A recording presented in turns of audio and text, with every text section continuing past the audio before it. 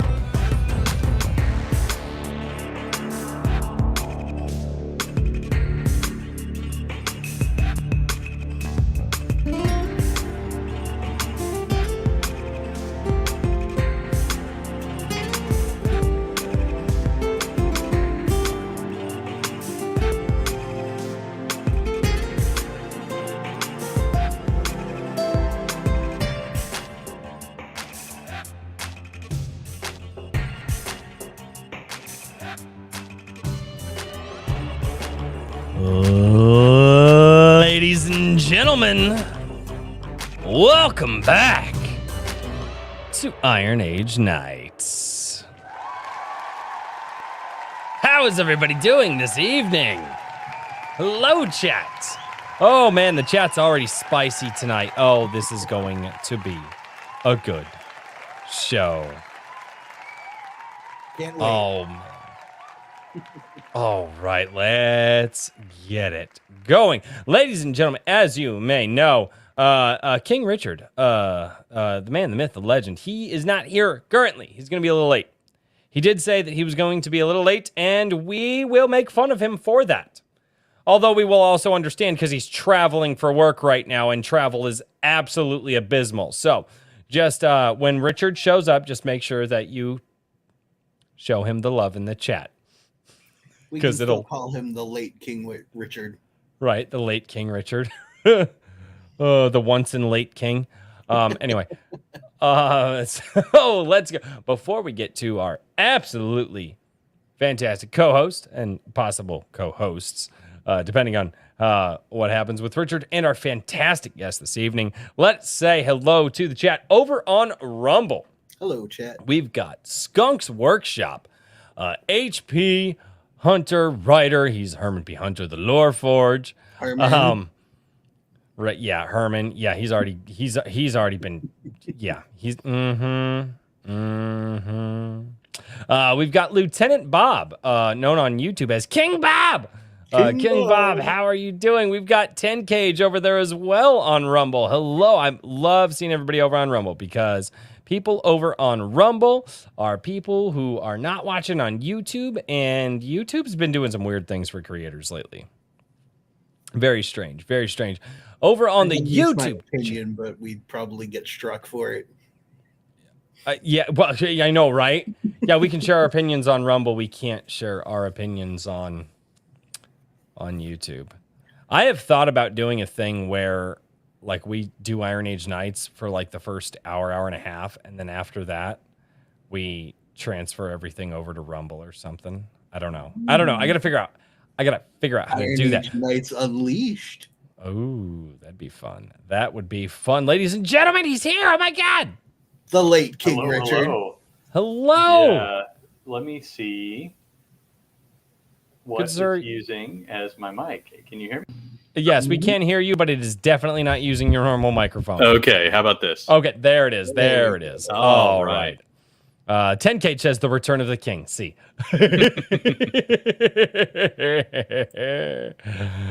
Oh God. Redoubt Productions says then you can use gamer words. Yes, Redoubt Productions. He's also over there in the Rumble chat. Guilty Gearhead just joined the Rumble chat as well. Over here in the YouTube chat, we've got Raven Nevermore. Hello, good sir. We've got Horizon Talker. How are you doing? A.S. Barunert. Maji Chan down there in the chat. Skunks Workshop. He says IAK number 30. Yeah, guys, this is the 30th episode of Iron Age Nights. We have been doing this for 30 episodes. Oh my God. And going strong. Huh? And going strong. Yeah, absolutely. Yeah, no, I'm excited about it. We have, oh, good Lord, Herman P. Hunter, the Lore Forge over here on YouTube. He is double dipping. He's over in the Rumble chat as well as, oh God, Guilty Gearhead's already going in the Rumble chat. Over here, and he says, the Iron Booty Daddy reigneth. Okay. That's my chat. Raul Neonzi, what's going on? How are you? He said he will always show up for Misha Burnett. Fantastic. Trippy Soul says, I'm already dead. Trippy, you must revive. You have to come back. James Craig. Trippy. Right. James Craig is down there as well.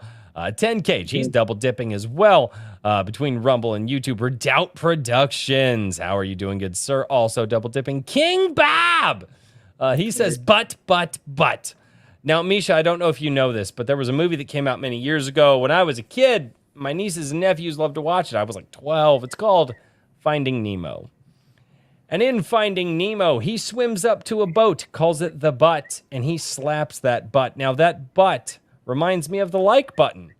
And so I tell everybody to be like Nemo, ladies and gentlemen. Touch that butt. The like button. That one. Be like Nemo, ladies and gentlemen. Touch that butt.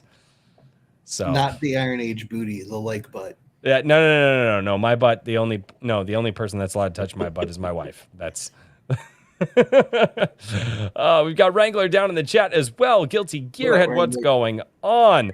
Mr. Mind Flayer, how are you doing over on YouTube? We got Darkish Multiverse, Aaron Behringer, Jose Hernandez. The chat completely jumped on me. The Lord Otter, Paladin Dragoon Rider. How is everybody doing? TSBOL, the Legends of the Brave Bard. And I think I am. No, Spartan Bot 101 was gifted a member. Oh, yeah, that's right, because the chat jumped on me. Wrangler gifted 5 A Drink with Crazy memberships. Thank you so much. And Maji Chan just went over to Rumble. Oh, my God, Maji Chan's on Rumble. Yeah. Love seeing people over on Rumble. Love seeing people on Rumble. So, guys, whether you are on Rumble or on YouTube, I do hope that you have an absolutely fantastic time with the conversation. Paladin Dragoon Rider for $2 says, Anvil Magazine almost at 550 backers. Yeah, that's awesome, dude. I saw that. That is absolutely incredible. I'm glad that I was able to do that. Jersey just joined the Rumble chat as well. Well, ladies and gentlemen, I can't say hi to the chat all night. I do have to introduce my fantastic co-hosts. One was late, might make him a little gay. The other one was on time. And then we have a fantastic guest as well. But ladies and gentlemen, without any further ado, the man, the myth, the legend, IronAge.media, the King Richard. How are you doing, good sir? How was your last week? It was chaotic. I went down to Mexico for work, and it was definitely not a tourist destination. So, it was fine, but it's been a long week. And I didn't get in until about 1 a.m. or so last night. So I'm still playing catch up. I haven't even gotten the site fully updated because, of course, everybody wanted, I saw your frustration in your tweet today. Yeah, I know. Yes, everybody, I have seen your submission. No, I wasn't really frustrated. I just wanted people to know because I was like, my God, there's a lot. So there were a lot of submissions, and I got to get the voting up. So I'm going to try and do that before we're done tonight. So I might take a brief intermission and hit the upload button. Who am I going to rely on then? Well, I'll be here. I'll be here. I'm just giving you shit, Daniel. Although I also need to I'm going to have to step away at some point in time because I've got something in the Instapot for RH Snow. So oh, wonderful! Yes, keep us updated on that. we got to get that done because we're going tomorrow. Because if we don't go tomorrow, I don't know when we're going to go. Good. And yeah. And everybody who has been offering up prayers for RH Snow or helping out with that situation with her husband, thank you all so much. I don't say thank you on behalf of RH Snow. I don't feel that I have the right to do that. What I will say is I will say thank you on behalf of the A Drink with Crazy Gilded and the A Drink with Crazy channel, because I can do that because you guys are absolutely fantastic.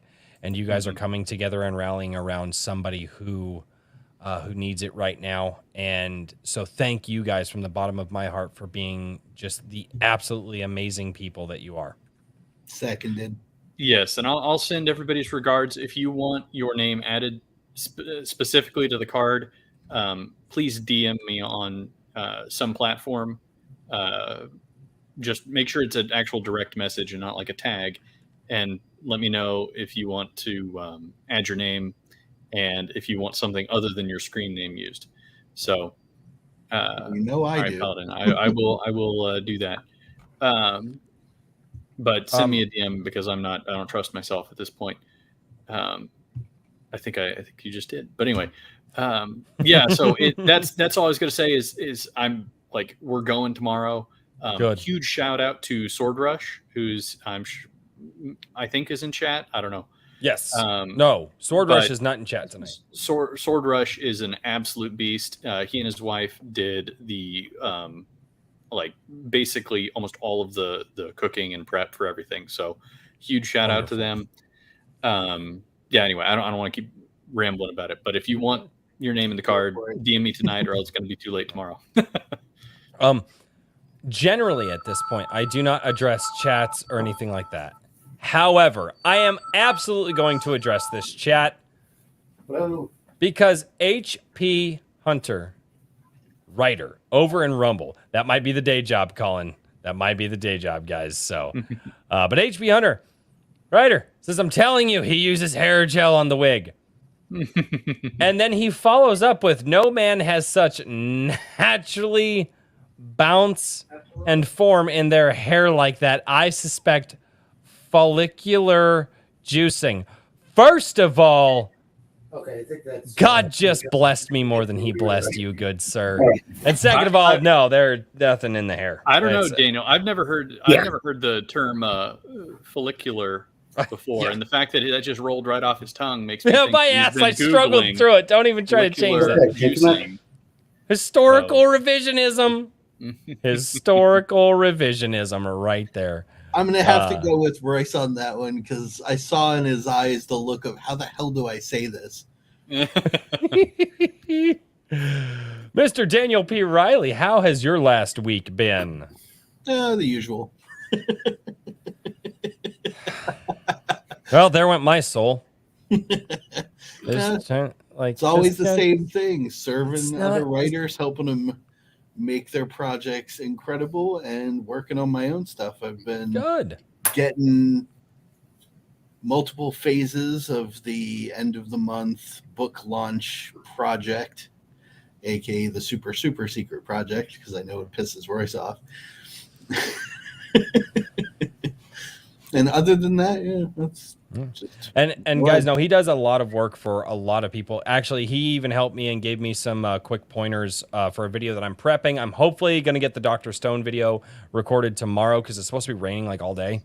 And so Daniel, I may touch base with you tomorrow at some point in time. Sure. If I get some snags. I don't know if you're free at all, but I might just reach out and just have a quick conversation about some things. If I get family, but otherwise I'm pretty free. Okay. Yeah, I'll shoot you a text message. But yeah, but even like that's the thing, guys, even helping me with my YouTube and structuring this video that I've been trying to get done for the last 2 weeks, but my wife made me get chickens, and so I had to take care of them. But hopefully Dr. Stone video will be done. Hopefully an Iron Age top 5 of May. The first one of the top 5 Iron Age projects that I'm going to shout out.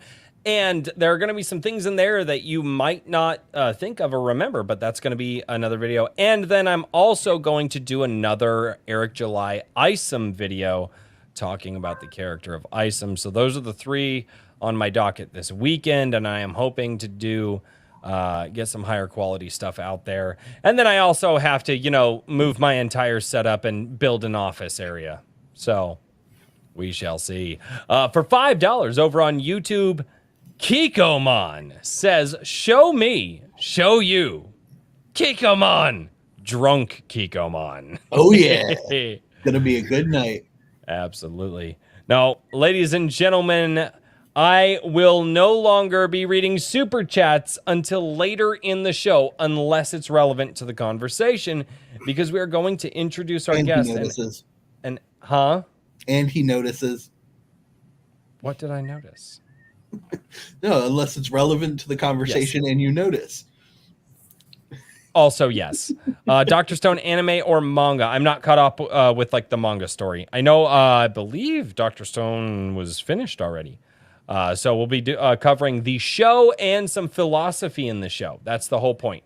It's going to be, guys, I'm really putting in some work on this video. So I hope you guys like it. And I know what it's about. It's going to be awesome. Yeah, he actually knows what it's about. He knows the philosophy and my angle of attack on it. So it's going to be really awesome. I will have to read this really quickly before I introduce our guest. Kikomon for another $5 over on YouTube says, I'm too drunk to stay until the end. Gay. So Kikomon, thank you so much, good sir.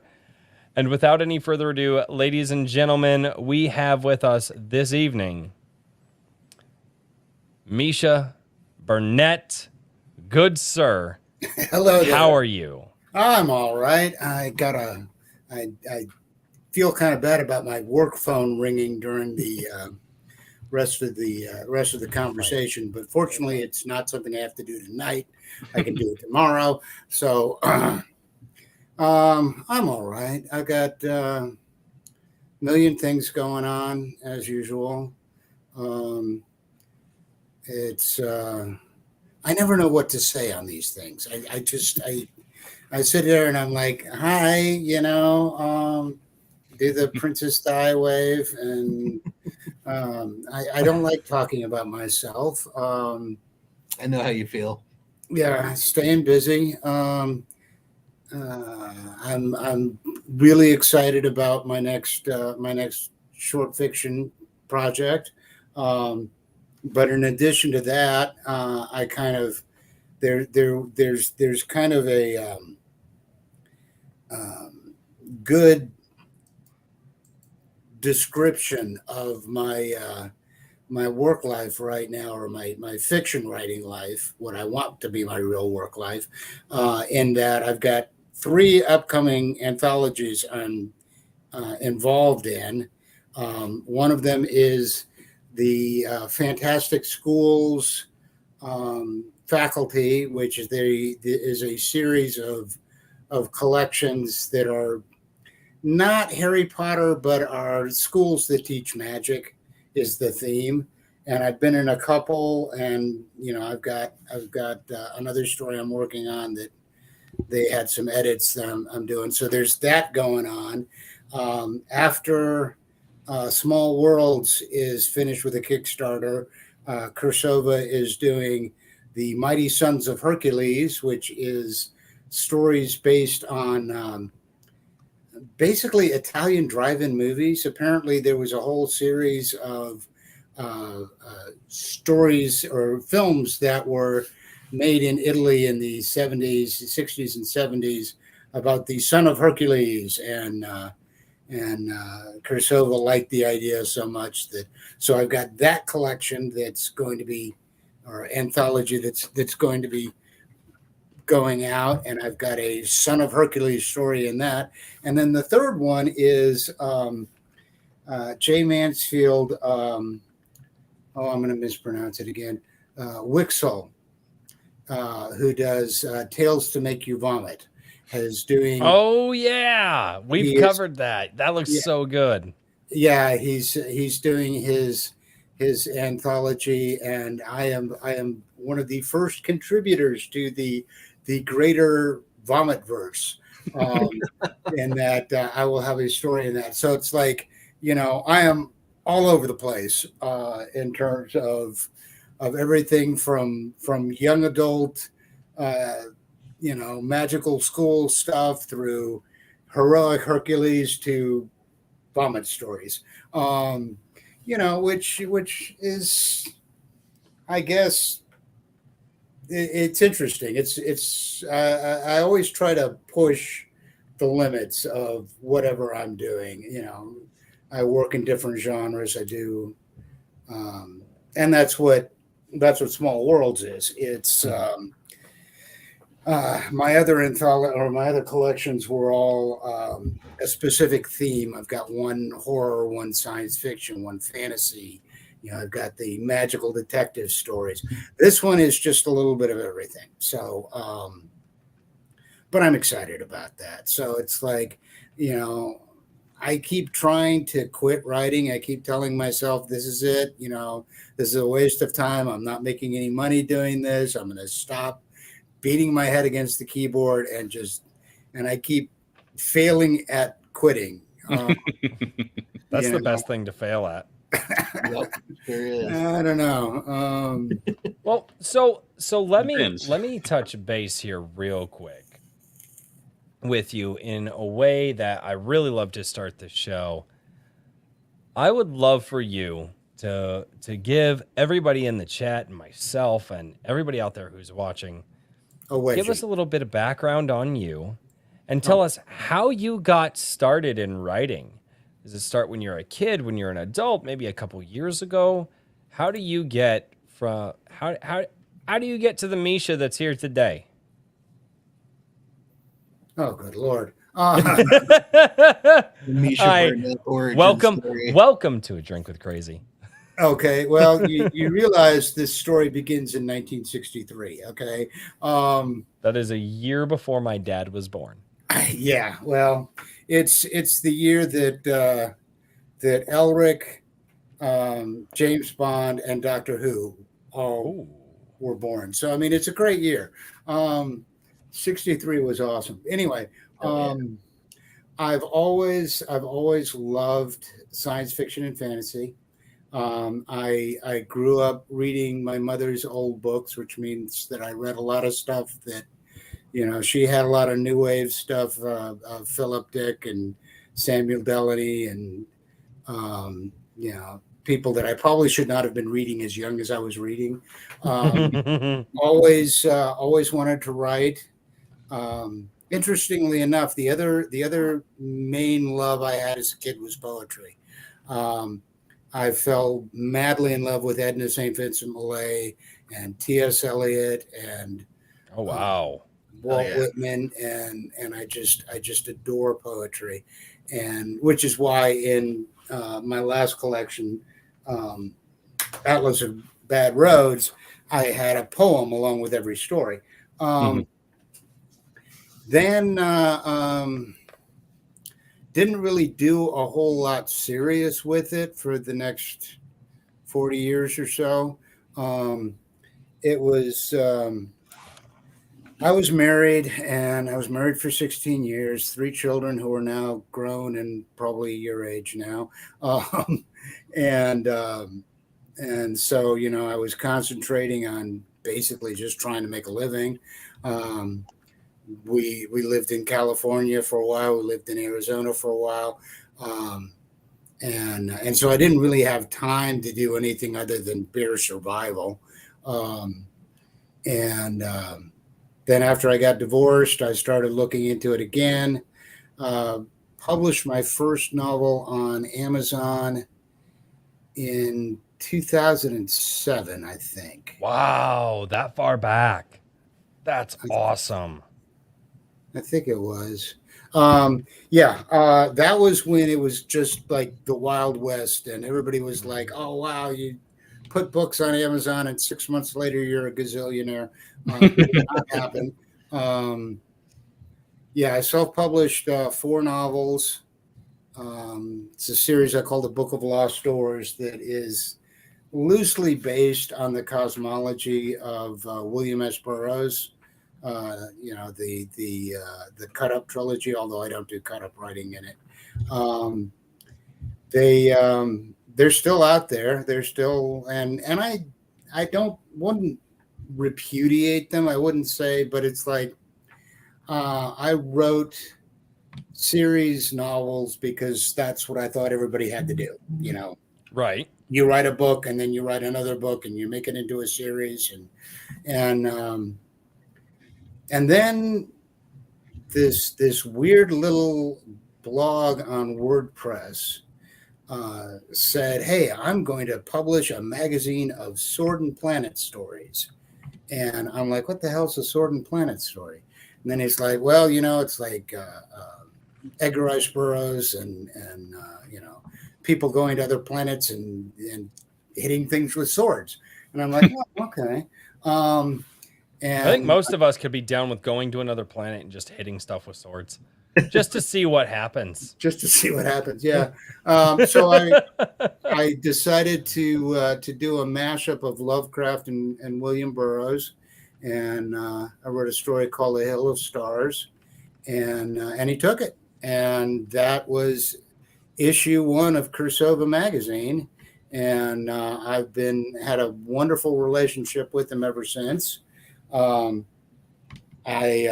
couple of years later, I decided I got together with another indie author, and the two of us each supplied 4 short stories for a collection which was called Dual Visions. And I pitched it to him, and I'm like, "Hey, you know, we got these stories. You want to make a book out of them?" And kind of the rest is history. Dual Vision, unfortunately, is out of print now, but the stories that were in my half of it all went into Atlas of Bad Roads, so they're still the stories are still available. Yeah, Atlas of Bad Roads, which, by the way, for those who don't know, I can actually just share that link really quickly. Okay. Because I've got your Amazon page pulled up right now. So I can show you the picture. Ooh, there you go. Ooh, picture time. Some behind the scenes stuff here. There we go. A cool name, Atlas of Bad Roads. Yeah, and like I say, you know, as I said, there's poetry in it. There you go. Actual poems. 16 stories, 16 poems. But see, a while back when I decided that, you know, novel writing is for people who aren't me, and I was just going to write short fiction. And you know, hey, if that puts me in the same category as Ray Bradbury and Frederick Brown and you know Harlan Ellison and you know all of these people who have done magnificent short fiction work, I'm not going to complain. I'm never going to apologize for it. You know, a lot of people, well, you should be writing novels. Yeah, well, you should be. Anyway, but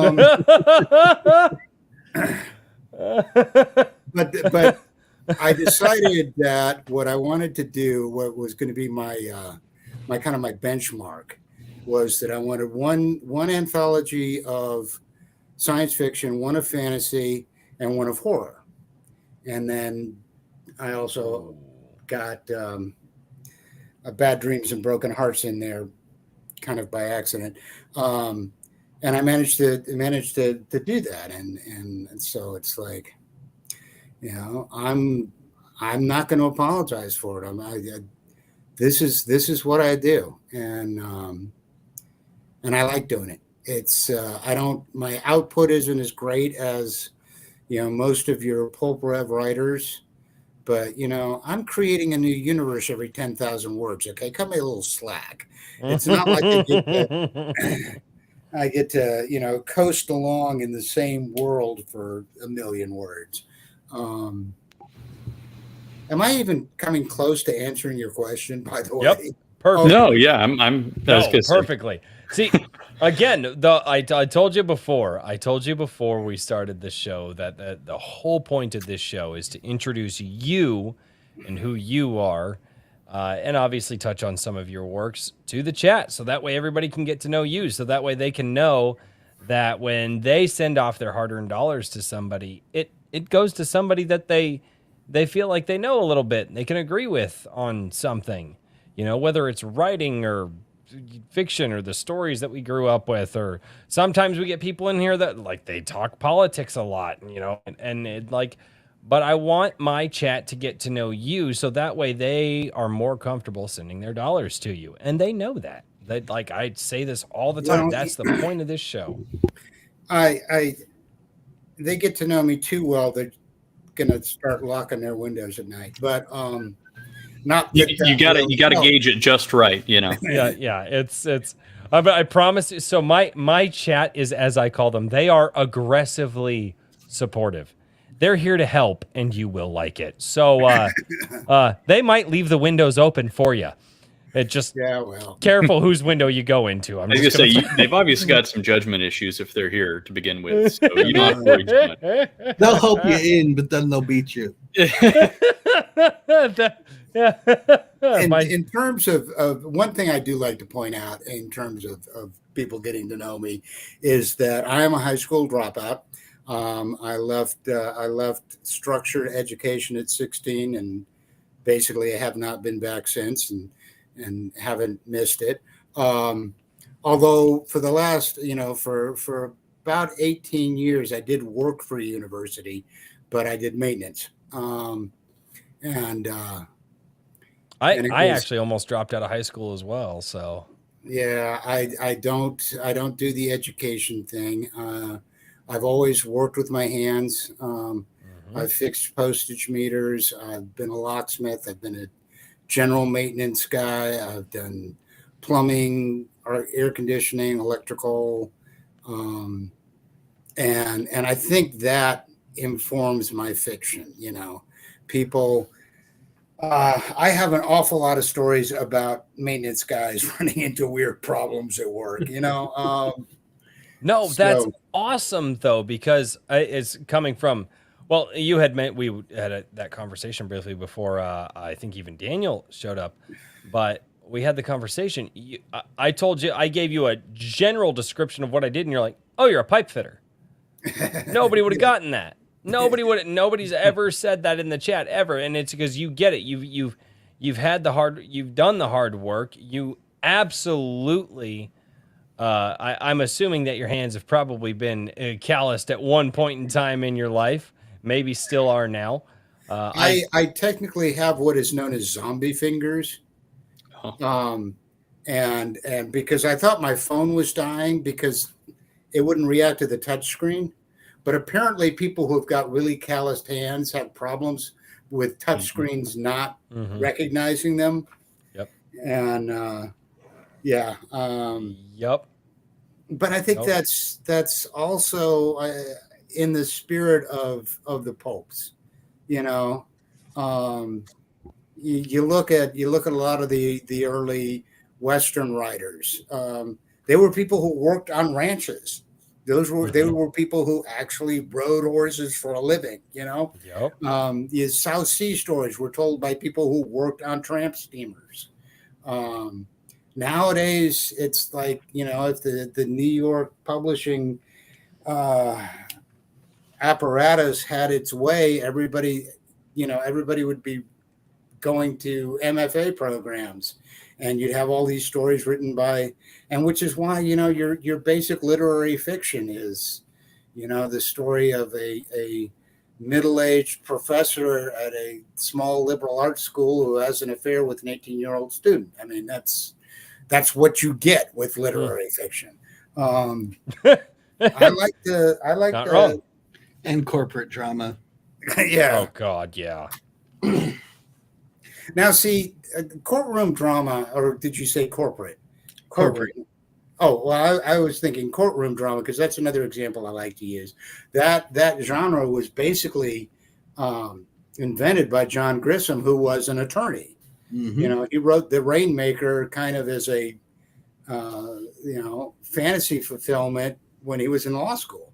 Yep. The Rainmaker. Why do I feel like I know that? They made that into a movie, didn't they? They made most of his stuff into movies. Yeah. Oh, okay. Grisham stuff made it into film. Okay. The Client, The Pelican Brief. A Time to Basically, Kill. all the really good wow. courtroom dramas. Yes. And stuff. Okay.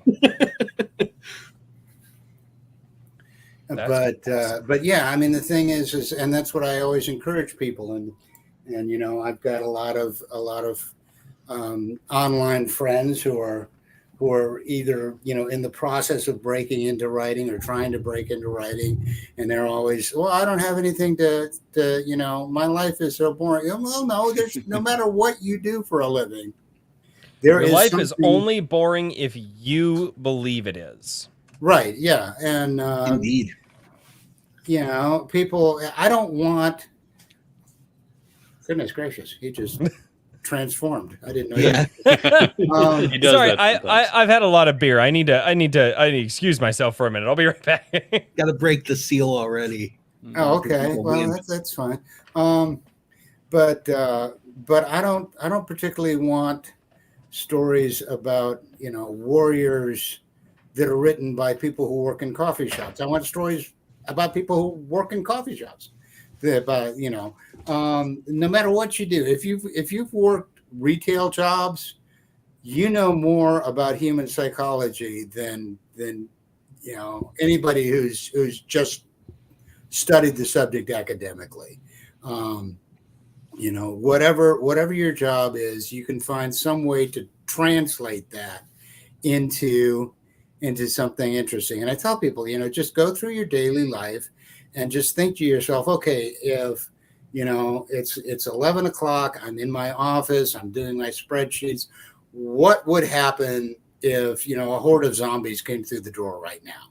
You know, with us sitting here and what we've got around, you know, and, you know, thinking, can I get to the paper cutter to use it as a weapon? You know, they even have paper cutters anymore. I don't know. But they used to. Probably too much of a hazard now. Probably, yeah. OSHA. And those things are wonderful weapons. If you, I was going to say, when I was in high school, we weren't supposed to use them without supervision. So by now, things have probably basically a machete. Yeah, there's a film called The Faculty. Oh yeah, no, I know which one you're talking about. That's right, yeah, in which a paper cutter is guy employed, rips the blade off. Whack. Yeah, it's great. But it's also writing for people that work for a living, you know. Not to imply that, you know, not everybody does, but I mean, you see so many things going off on a tangent here. Thriller, adventure, you know, kind of movies, heist movies, that kind of thing. You know, so many of them, I look at them and think, did anybody who worked on this script ever actually enter a man-made structure before? You know, they've been in a bank. Yeah, yeah. You got people that are you know, climbing through air ducts. It's like, have you seen an air duct? You know, unless you're like this big and way less than 20 pounds, you can't climb through an air duct. Okay. I hate that I love Die Hard as much as I do, but like the air duct scenes, I just don't worry about them. I think this is a uniquely well reinforced building. So, that's I can't. They're using lag screws to hold them air ducts up. You can't do that. It was. I was gonna say it was designed start to finish by a mechanical engineer instead of a proper civil engineer or something. And what we would do, mechanical engineers do, is they just take the safety factor on everything. They're like, 2, we'll make it 4. It's fine. At least then nobody will complain, and we won't get screwed if something goes wrong. Yeah, you guys you're all engineers at the end of the day. Yeah, well, there was air duct scene in film. We need 8 boondock scenes. Yeah, we need like 1/8-inch sheet steel for everything. Nothing. Yeah. There's no metal in the building that's less than an 1/8-inch thick to start with. 1/4-inch weld. You know. We're going all out. Back in the 1970s, there was a commercial from Mercedes, and it was when Mercedes wasn't really a well-known brand in the U.S. and they had a Mercedes, and they put it there, and they took a hook from a crane, and they hooked it to the door handle, and they lifted the entire car like 10 feet off the ground by a hook through the door handle, just to show this is how insanely over-engineered this vehicle is. I like that. That appeals to me. That was my dad said the same thing about it. They had advertised a Ford truck back in like the 70s, and my dad wasn't a Ford guy, but they had a commercial and they put this Ford through a whole bunch of stuff. And they buried it. I mean, my dad was like, and he like, that was the right price, and he bought it, and he goes, I put that truck through everything they put through in the commercial, and it did all of it and more. And he goes, best truck I ever owned. And he goes, today you couldn't do that. And no, I'm like, you couldn't. He goes, yeah. And then there's a reason I think all Fords found on road dead. Mm-hmm. I'm a third generation Ford man. Okay. Oh no. I'm so sorry. All I have are bad Ford jokes. Yeah, well. I own two of them. I used to work at an auto parts shop as the parts manager, so I spent a lot of time in the garage with the mechanics, and that's all they ever did was complain about Fords and crack jokes. They are a pain to work on. I will. Everything's a pain to work on nowadays. Yeah, nowadays. Well, this my was like 98 Expedition, half of the engine was underneath the freaking windshield.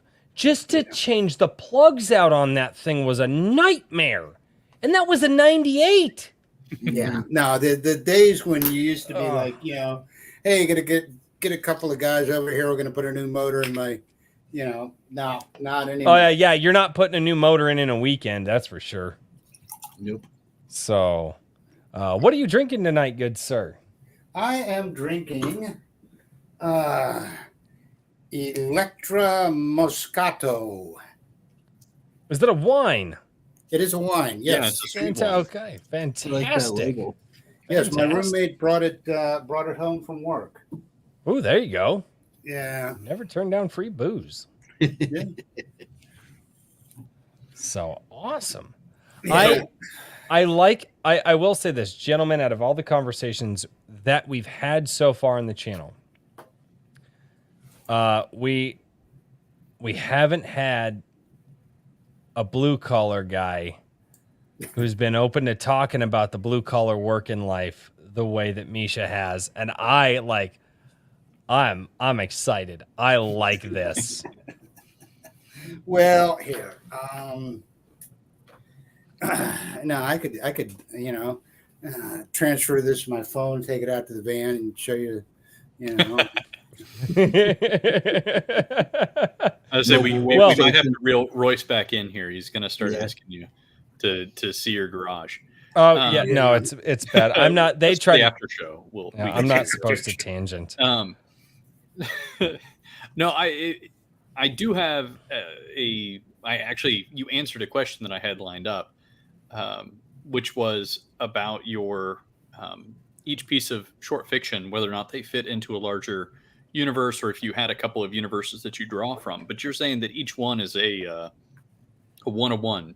You know what I mean? Well, I do have several. Have I got a copy of it now? For example, my collection, Bad Dreams and Broken Hearts, is they're set in the city of Drakenheim, and the main character is Eric Ruger, who works for the Lord Mayor's Department of Public Safety, and he's a police detective who investigates magical crimes. And Drakenheim is like basically 1960s level technology with magic. They've got telephones, they've got cars, and I've got a number of stories that are set in that Drakenheim world. I've got another bunch of fantasy stories that are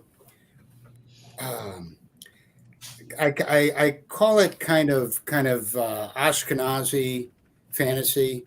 it's the culture is based, pretty much on Fiddler on the Roof, Eastern European Jewish. And I've got a number that, and I really like that. I really like that kind of world. It's an interesting twist, because they've got magic, they've got, evil creatures and all that. But it's kind of like, what would Tevye do with an evil lich, So I do have some that fit together, mostly on the fantasy side. Now that I think about it, I don't tend to connect my science fiction stories. That's interesting, because I was thinking of like Asimov and whatnot with some of his short fiction, that came out sequentially in the early sci-fi novels, and how some of those things obviously got pieced together over time into larger series. Like I think Foundation is an example of that. Well, Foundation was intended for a series. Now, you said the S word. You said the S word, and there's my soapbox right here. Oh, okay. Yes. Series. I think that's a terrible thing to happen to publishing, and the idea that every novel has to be part of a series, and you get so many writers that are like, oh my God, I've got to write 12 novels in this series. I've got to do this. And the publishers are retroactively making an author's work fit into a series, whether it's like I saw somebody who had a list of Ursula K. Le Guin's Hainish novels. Okay. And, Hainish novel, but it's like, I'm sorry, but The Left Hand of Darkness is not part of a series with Brookhannon's World and the Dispossessed. Yes, there are similar, there are, the Ecumen and different themes that she used in constructing those novels, but they're not, that's not like, the way series are done today, where you've got, Space Opera 1, Space Opera 2, Space Opera 3. And even if you look at Robert Heinlein, who's famous for the future history. Oh dear, my screensaver came on. He never really intended to do that. It's just that after he'd written a bunch of stories and sold a bunch of stories, he started making a chart just because he's an engineer. That's what they do. And somebody else came up with the idea of future history, but not all of them fit into that. And there's differences in, because of course he wrote over a long period of time, and things changed. What we knew about Mars in 1940 versus what we knew about Mars in 1970. Those kinds of things. And I think it's cool to connect them, but it can become a straitjacket as well.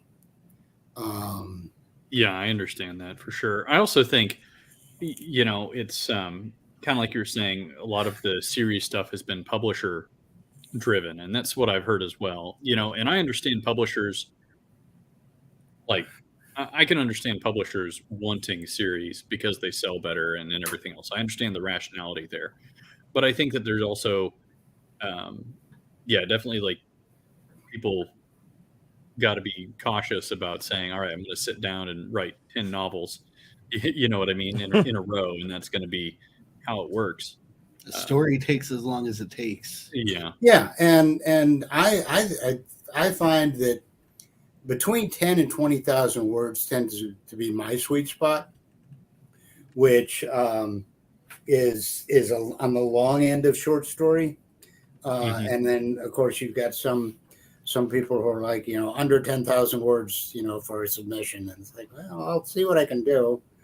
try to keep my rambling to a minimum. to me with Richard's writing prompts. Yeah, I realize that the prompt voting is going to start this week, and I'm like, oh no, at least I read a bunch of Anvil submissions on the plane the other day. Well, when I was working on the Chroniclers ones, way back when I was doing the story prompts myself, your constraint was 5,000 words, so I had to try and keep it in range. Yeah, and I was trying to keep people under control, but enough. Yeah, even though nobody else was, I'm like, I am going to make this 5,000 words exactly, because I could make it 10 or 20 or make it a whole freaking novel. Yeah, maybe I should bring the upper limit back and just make my demands. No, I don't know. Your submitters are kind of like my chat, and I can say that because most of them are my chat. True. You must never give them an inch, Richard. Never give them an inch. Well, it's too late for that now. Get your newspaper out, roll it up, and be like, no. Yeah, they're not that close, or else I would. So careful what you say. We're thinking about doing a meetup here. So in about that is true, and I'll be sure to bring a newspaper. Yeah, Richard will be running through Iron Con smacking everybody. Wait, do people still publish newspapers? Actually, okay. So check this out. We'll make one just so he can roll it up and hit somebody. So check this out, Misha. Believe it or not, so there's some guys out there that are writing stories that are kind of a bit more the steampunk style genre, or even old noir style, detective style noir, older. And what they've done in order to try to give something extra to the world that they're building, so you get like their comic or their book or whatever, but what they're doing is I had the idea on a show, and a couple of people actually took it and ran with it, and they're actually creating newspapers, and like just small short newspapers that are written about like articles, that just a bunch of different articles of the worlds that they're writing, and selling those as tie-ins, so you can get kind of like the background lore. Right. I think that's a great idea. I would. There's another collection I have in mind that I've considered doing that as basically in between the stories, doing a newspaper article. But I think it would be. I think it would. I mean, if somebody were able to do just a small like mini. Right. Yeah. 6-page newspaper. So it's 3 pages front and back. Right. Type thing. Have some articles on it. Have a word search. Have a comic strip. But all of it built into or built from their world that they're doing. Right. Ads. Mm-hmm. So like the liner notes for Thick as a Brick. Yeah. So I have a question for you. Do you feel like now you've been pretty clear about, the short fiction is really where it fits for you. Do you think that a lot of authors should like look at short fiction as a way to kind of build skills, or is that just something that resonated with you? Well, I think that authors should play around with length, with structure, with format, just to see what works for them. Because I think there are a lot of authors out there that have this idea of, this is what I'm supposed to be doing. I'm supposed to be doing, 150,000 word epic. I'm supposed to be, and I think also, and this is, you're hitting all of my hobby horses tonight. I might have known about a few of them. So yeah, well, there are authors. You stalking him? I mean, just a little bit. Cool. See, he likes it. See, he likes it. I have this mental. I just assume that everybody's ignoring me, and anytime anybody's paying attention to me at all, I'm just like, me, really? What? Well, the truth is, perfect guest for this have show. To go on a work trip. He just was following you around for the last week. Yeah. Oh, okay. put a lot of miles on, man. I went out to Columbia. I went a couple of places in Illinois. I was all over the damn place. Yeah, my car rental, the mileage was ridiculous. Really quick, gentlemen, I have to interject because these will disappear because YouTube and StreamYard doesn't. For the members on the YouTube channel, they're actually able to send in super chats, but they don't register, and I can't save them for later. But Raul Nyanzi, I was able to find this before it disappeared, says, I will be fantastic schools. I think he meant it will be fantastic schools too. Misha, read mine, is what Raul Nyanzi says. And that was when you were talking about the book you were writing with the magical schools. And then I do apologize for. Serves the Fantastic Schools is the one that Lamplighter does. Lamplighter, yeah. Jay Laggy Lamplighter. Yeah. Paladin Dragoon Writer really quickly also said made the most sense to start on 20,000 words. So for Paladin Dragoon Writer, he thought that writing about 20,000 words was right about where a good start would have been for him. Yeah, that's my cat. Good. Cat. One of my cats, yes. I have two cats and a dog. But I was getting you up on your hobby horse about. Oh, right. Yes. Short fiction, because there are so many writers who are naturally talented short fiction writers who have graduated into writing novels. And I think, well, one of the examples I like to use is that, I really feel that Orson Scott Card's original short story Ender's Game is way better than the novel. Mm-hmm. It is so much more powerful because it says everything the novel says in a fraction. It's condensed. Yeah. And it's Clive Barker. Clive Barker wrote wonderful short stories. And as much as I love Weave World, I think that when he moved to novels, we lost something. William Gibson, Burning Chrome is just such a brilliant collection. And Neuromancer and all the rest are fun, but they don't have the bite. They don't have the punch. Even Ray Bradbury, towards the end of his career with Murderers, the Lonely Business and Graveyard for Lunatics. And, there are things paradoxically, there are things you can say in a short story that you can't really say in a novel. I was going to say that it kind of gets muddled. You put so much before and after. It's like it's like if you throw out a nice quip about something, but you keep talking, it's like you've completely lessened the impact of the right. Yeah, it's almost like somebody overdoing a joke. Mm-hmm. Right. Yeah, exactly. It's like it just could fluff. Yeah, it's just fluff. That's why I like the Iron Age so much and the indie pub community. We don't force ourselves to hit a page count. We don't force ourselves to put out a big thick boy book. We just tell the story, whatever length it has to be. 100 pages.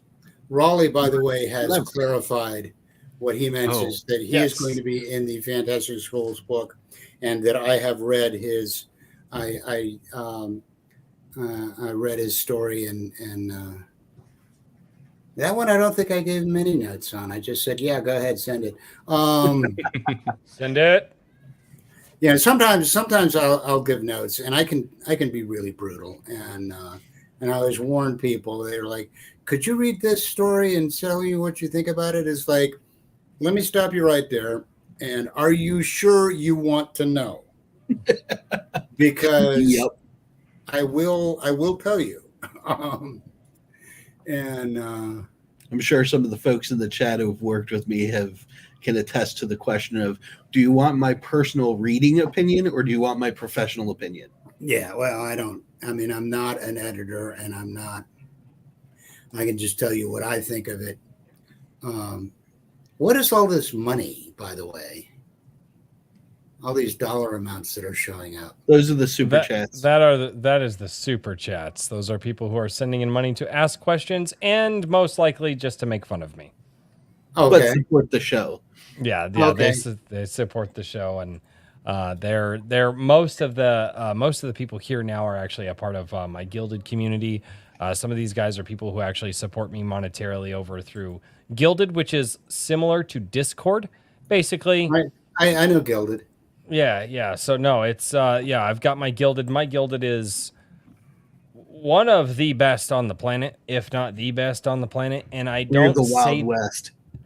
Well, I say that because I've had several people come to me and tell me that my Gilded is the most active that they have ever seen, bar one or two. I have more people interacting in my Gilded every single day than people with 30 times, 40 times the amount of people.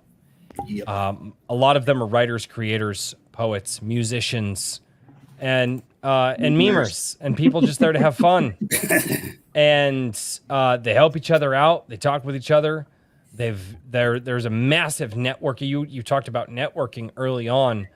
The major networking happening in my I think there's more networking happening in my Gilded than I realize, because I've talked with Daniel about it, and Daniel's like, oh yeah, no, I talked to this guy, I talked to that, and we're all talking together, and Daniel's clued me in on more of that. But yeah, my Gilded is there is a private chat. I can drop my Gilded link if for some reason you're interested in joining that and talking with other people who are like-minded writers and all that. Or just enjoying the memes that flow by all day.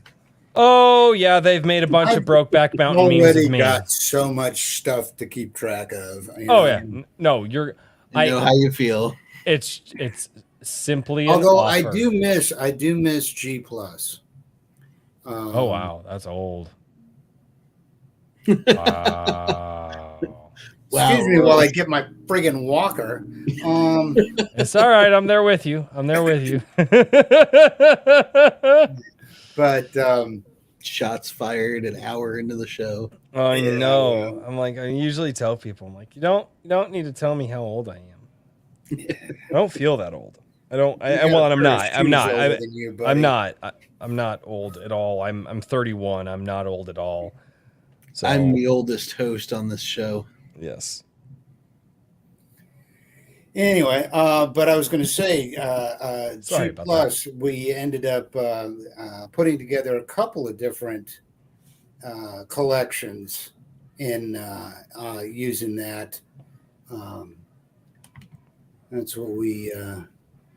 Okay, we all missed G+. Yeah, see, Raleigh was on there with me, but I did the. When I did the Eldritch Earth, and I kind of opened up that setting to the world, and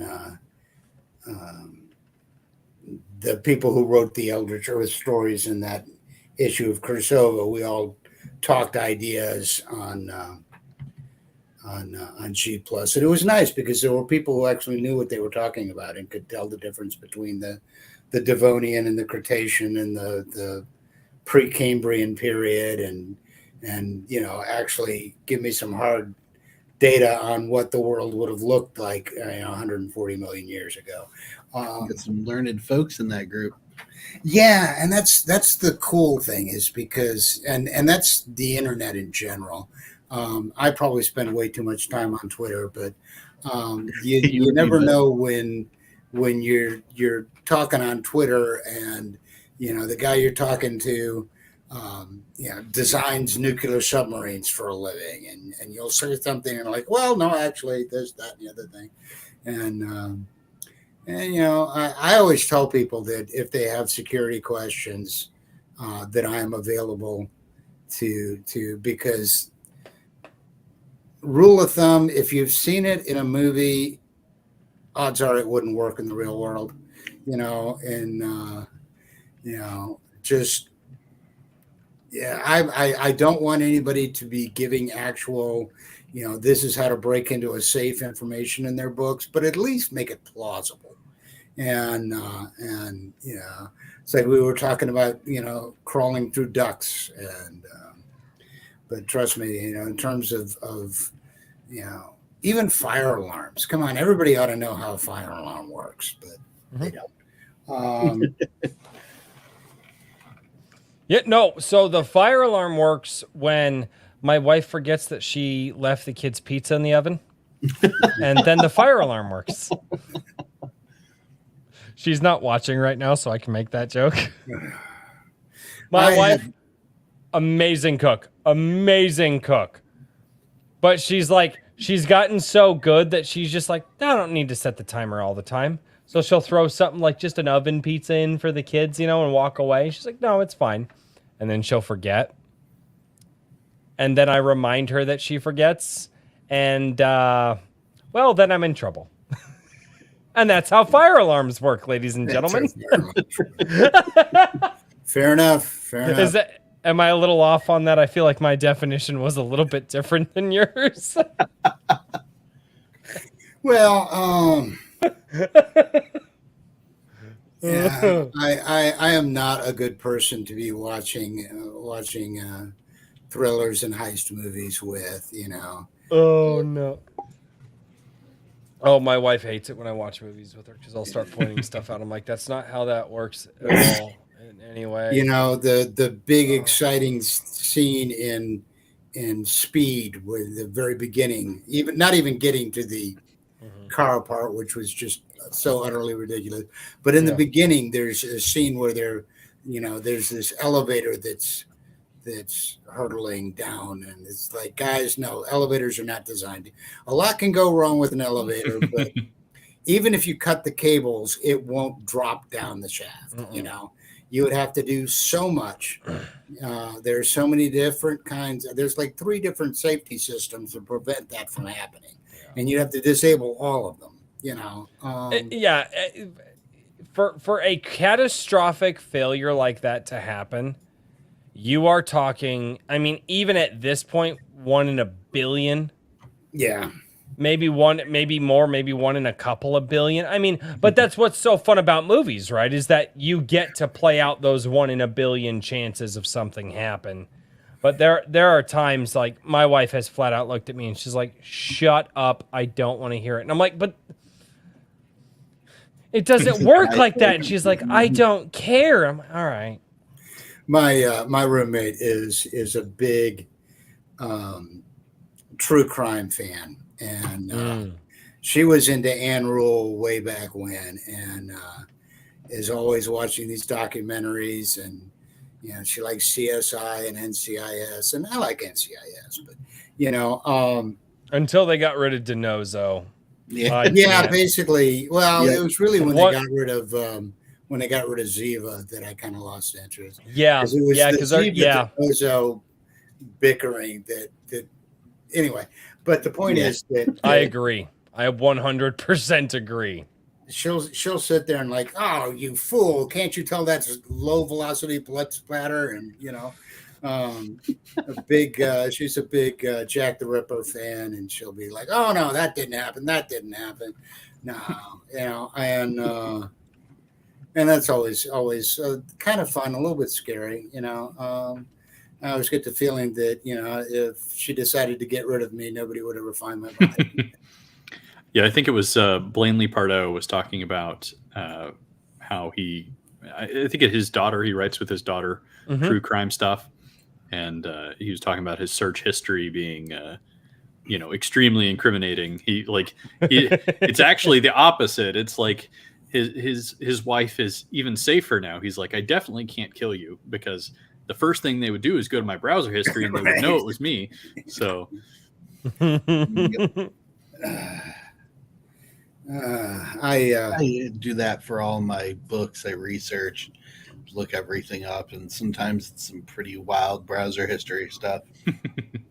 I spent like 2 days digging into the research of the interstate highway, which once you start looking into that, the whole interstate highway thing there's a lot of Tim Powers unanswered questions about why did they do that? Why did they do that? About specifically about the state of Arizona and when they put the highways in and when Route 79 or State Route 79 became Highway 40 and, the construction and why it overran so much and all that kind of stuff.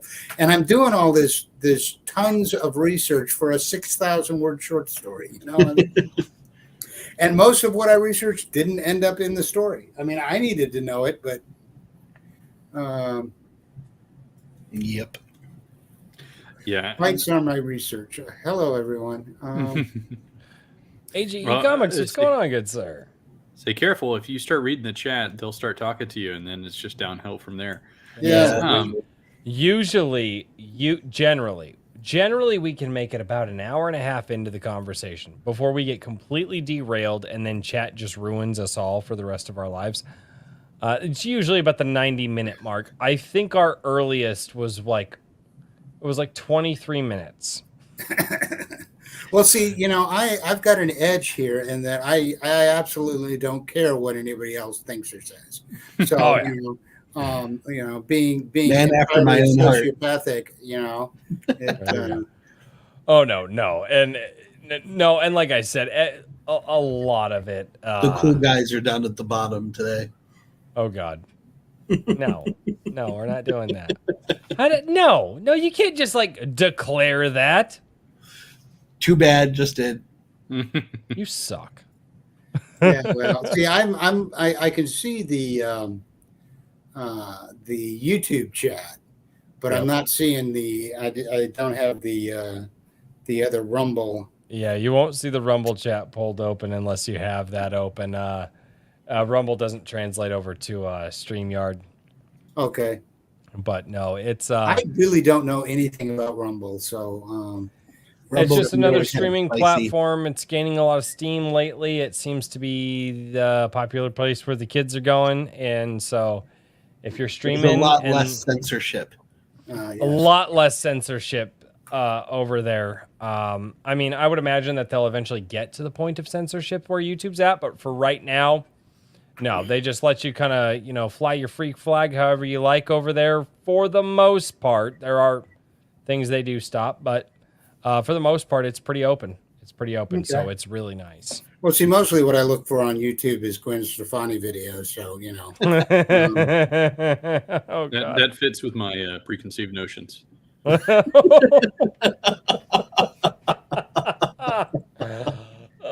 Richard. I'm sorry. Oh man, that's fantastic. First Royce and Richard. I'm the only one being nice to the guests.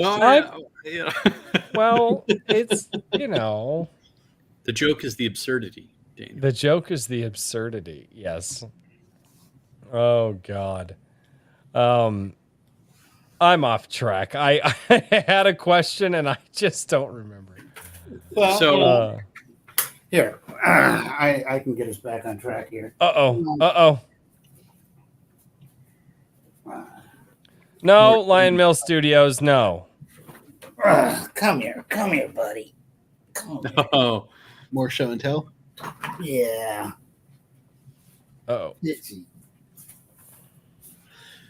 Even blown up, I can't really see what's on the poster there, but it looks interesting. Yeah, I know. I was just looking at that. That is. Give me Are you talking about this poster here? Yes. Yes, that is the Wizard of Speed and Time poster autographed by Mike Jitlov. He was one of the first real indie filmmakers, but he made an indie film, The Wizard of Speed and Time. God, back in what is it? It says 19. The year on here. It was really but he had a deal with a Hollywood studio to distribute it and got really badly screwed by them. But yeah, I think it's probably on YouTube actually. I'll check that out. Yeah. I'll be right back. I'm going to go check on the kids and make sure everything's good there because Mama's not home quite yet. Oh, okay. I'll be right back. You guys continue the conversation. Right. And the other one, of course, is my Kursova calendar there. Nice.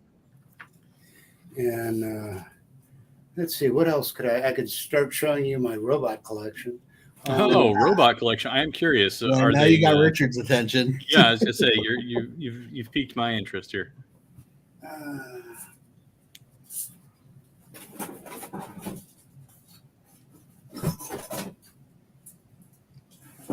Robots.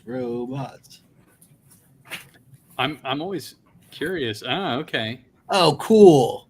Yeah. Most of them are actually packed away, but oh, okay. Yes. Yeah.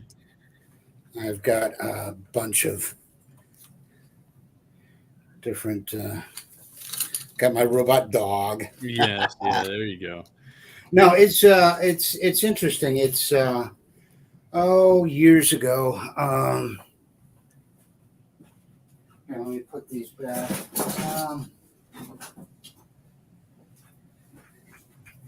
And then I have my Martin Luther bobblehead because everybody needs a Martin Luther bobblehead. Very cool. I'd like to find a John Calvin one, but unfortunately, Calvinists have no sense of humor, so they don't. They would. I think that's part of the being a Calvinist. Yeah, I was gonna say it's sort of a requirement. Catechism or whatever. But yeah, many years ago, when I was in therapy and I started buying toys for myself because all this stuff that I'd never had as a kid, and my therapist said, well, you've got a job, you can buy it for yourself now. And but people would come over and I'd have toy robots out, and I got a reputation for being a toy robot collector. And then once you get a reputation for that, then every time, somebody, oh, hey, I saw this robot and I bought it for you, or, so it kind of expanded from there. Actually, I've got most of it in the other room, but I'm not going to try to go get it. But yeah, I've got my toy robot collection. I was trying to get my dog, but she didn't want to be on TV, so all good. She's being a little pain. Although you did see my cat for a while. Yeah, there you go. So, as far as you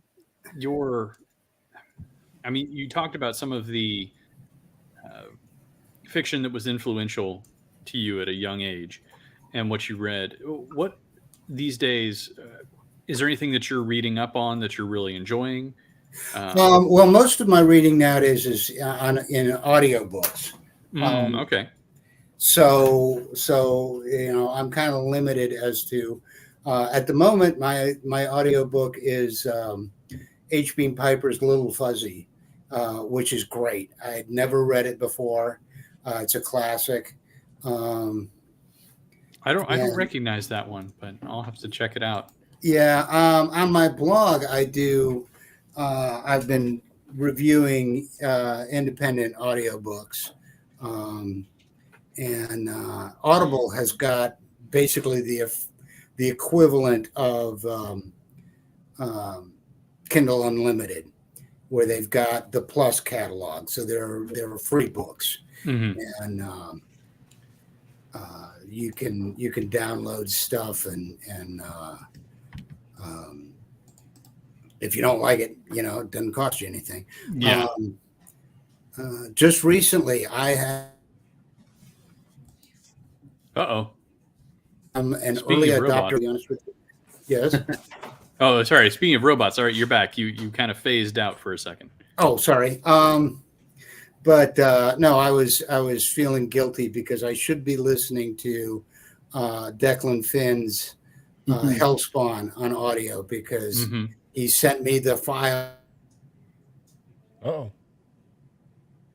So that because I've been bugging him for a long time. When are you going to get this book on Audible? But unfortunately, I have been remiss in listening to that. If he sees this, he'll sit there. And I'll make sure to tweet at him and say that, you know, just reveal your shameful secret. That's okay. I'm going to use my scary Martin Luther to scare him away. Oh God. So do I win? Because I'm like the person who stayed here, you know, except for the time when I tried to grab my dog. I actually stayed here the whole time, and everybody else. No, we gotta take breaks, go to the bathroom, check on children. All of us here are dads. Well, I am too, but my youngest is 30. So, there you go. There you go. My oldest is 11. So, as well. And we have 4. We've got 4 of them. So, see now you're doing things like, you know, they knock something over and break it, or you know, they're crying because they got in a fight with their siblings, and you know, wait in 20 years when they're calling you and saying, "Dad, can you come down to jail and get me?" You know. Nope. That's between you and God. That's it's middle of the night. You can call me in the morning when I wake up. Yeah, Daddy wakes up early, so you know you can call me at 4 a.m. because that's when I wake up. But you know. Yeah, I tend to get up. That's actually my best writing time, and I will try to get a couple hours in before I go into work. That's one thing I've noticed, is that writers tend to be either morning writers or evening writers. Or you get some crazy people who do it all day long, but you know. When I was into songwriting, what I used to call it the magic hour, I'd be like 2 o'clock in the morning. I'd wake up out of a dead sleep, and there'd be a song in my head, and I'd have to grab a pen and a paper, and I'd have to write the lyrics down really, really quickly and try to get back to sleep. And that was I think In-A-Gadda-Da-Vida was written that way. In-A-Gadda-Da-Vida was written in a lot of ways. And sang in a lot of ways. That guy was high as hell. I love that song. Oh, I haven't thought about that song in a while. Oh, it's great. Oh, good Lord. Yeah. No, morning people are a mystery. Yes, we are. I'm an early morning person and a late night person. I hate afternoons. Basically anything from like 11 a.m. to about 4 p.m. I don't like it. I would rather not live my life during that time. Well, you know, I mean, there are a lot of cultures that you know, have a siesta during the day, and that's true. You know? Oh man, so you're gonna start triggering some recent flashbacks here. I don't want to go into it. What can we work? Can we do this thing that I flew down here to do? Oh no! Oh no! Oh no! That one of the few I have never seen. I don't think in all of the times that I've private messaged with Richard, and Daniel can back me up, I don't think I've ever seen him use the F word. And he actually was dropping F-bombs this last week. Yeah, I was pretty frustrated with the situation. It was there was some people wanted me to be on site, and some people did not want me to be on site. And I didn't fully realize that they were just pretending to be incompetent. Well, they were both practiced, and anyway, there was a lot of things going on, but it's one of these things where I'm like, yeah, this is I at least have a goal now. You guys should have just played nice, and then I wouldn't have a goal like this. But oh well. It was a long week of much frustrations and a lot of sitting around and not doing the thing that I flew down to do. So, which is frustrating in and of itself. Yes. Right? Were you at least on the beach? Oh no. Oh. I was in the middle of a very sweaty jungle during a heat wave, apparently. Oh. Yeah. So, you know, so it was one of those things where I don't mind. Usually, I don't mind if people want to take their time, get things lined up and everything else. But if you jump up and down and say you got to have me there in 2 days, and I show up in 2 days, and then after that they go, well, we didn't know you'd be here in 2 days. That's when I come a little bit unglued. But I want to see this. I need. Yeah, no. Can somebody please? I just need to see a meme of King Richard throwing a bottle of Elmer's glue away, and we go, King Richard is unglued. I need to see this. Oh, the memes are great. The memes are the. That's not a meme format. That's you're asking a lot of somebody to come up with this. Am I really asking a lot of our chat? Probably not, but I don't really want to see what they come up with. Honestly, Royce, you would have learned your lesson. Dude, I told them to make a meme of you. I didn't tell them to make a meme of me. They don't ask permission to make memes of me. I've got Brokeback memes in my Gilded like crazy. And romance novel memes. Yeah. Oh yeah. You saw. Yeah, that one returned today. Oh, good. I haven't even looked, but before. I want to do one last kind of question before go for it. We throw it to the chat to do what they do. Oh God! This your latest crowdfunder that you're doing through Cursova, Small Worlds. In it, you're talking about small worlds are worth saving too, which I thought was a really catchy tagline there. What made you want to do this particular anthology, and what are some of the things that like pitch it to us, sell us just a smidgen here on this, if you feel so. We're on the bottom this time. Yeah, I'm not sure. This is strange. There we go.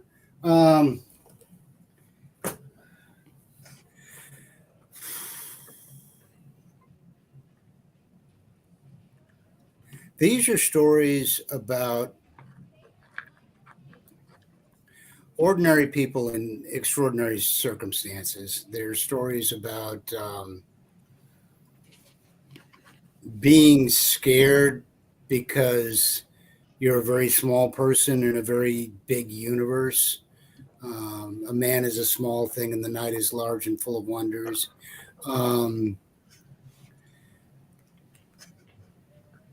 I like to think of them as hopeful for the most part.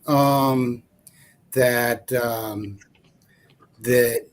if you get this book and you read these stories, at the end of the day, you're going to think to yourself, if I was in this situation and I did what this character did, I'd feel good about myself. That's kind of the message of that, and this is not just small worlds, but small people. There's so much of an emphasis these days on the superhero, on the chosen one, on the the character who learns that they are actually some magnificent, super powerful magic whatever. The boy who lived, and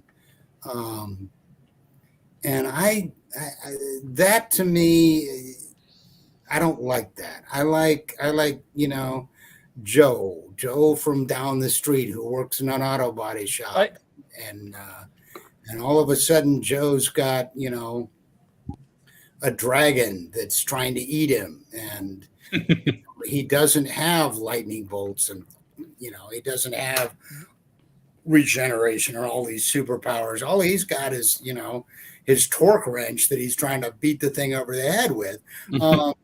Because would it be too far to say, because with what you just said, would it be too far to say that that's reminiscent of kind of what Tolkien did with Lord of the Rings? Is he kind of took an ordinary type of person and put them in an extraordinary situation with like the hobbits and right. And that's the thing, is that now I am also not a Lord of the Rings fan. I love The Hobbit. I thought The Hobbit was awesome. It took me probably 45 years to get all the way through Lord of the Rings. And that's totally fine. It's just with what you said. It's just you take right, regular and see, that's people. the thing is that Frodo and Sam were, it's the local property owner and his gardener. These are not, and that's why I think it's so interesting that so much of fantasy has gone into this chosen one. I have this, the Luke Skywalker route type thing. Yeah. I mean, Luke Skywalker in the first movie anyway was kind of, the farm boy from nowhere, but it's like, I don't want to give people an excuse not to be phenomenal. I don't, right. Because, people saying, oh, I can't do anything because, I didn't, I'm not a mutant. I don't have these powers. Doesn't matter. It's whoever you are, whatever you've got.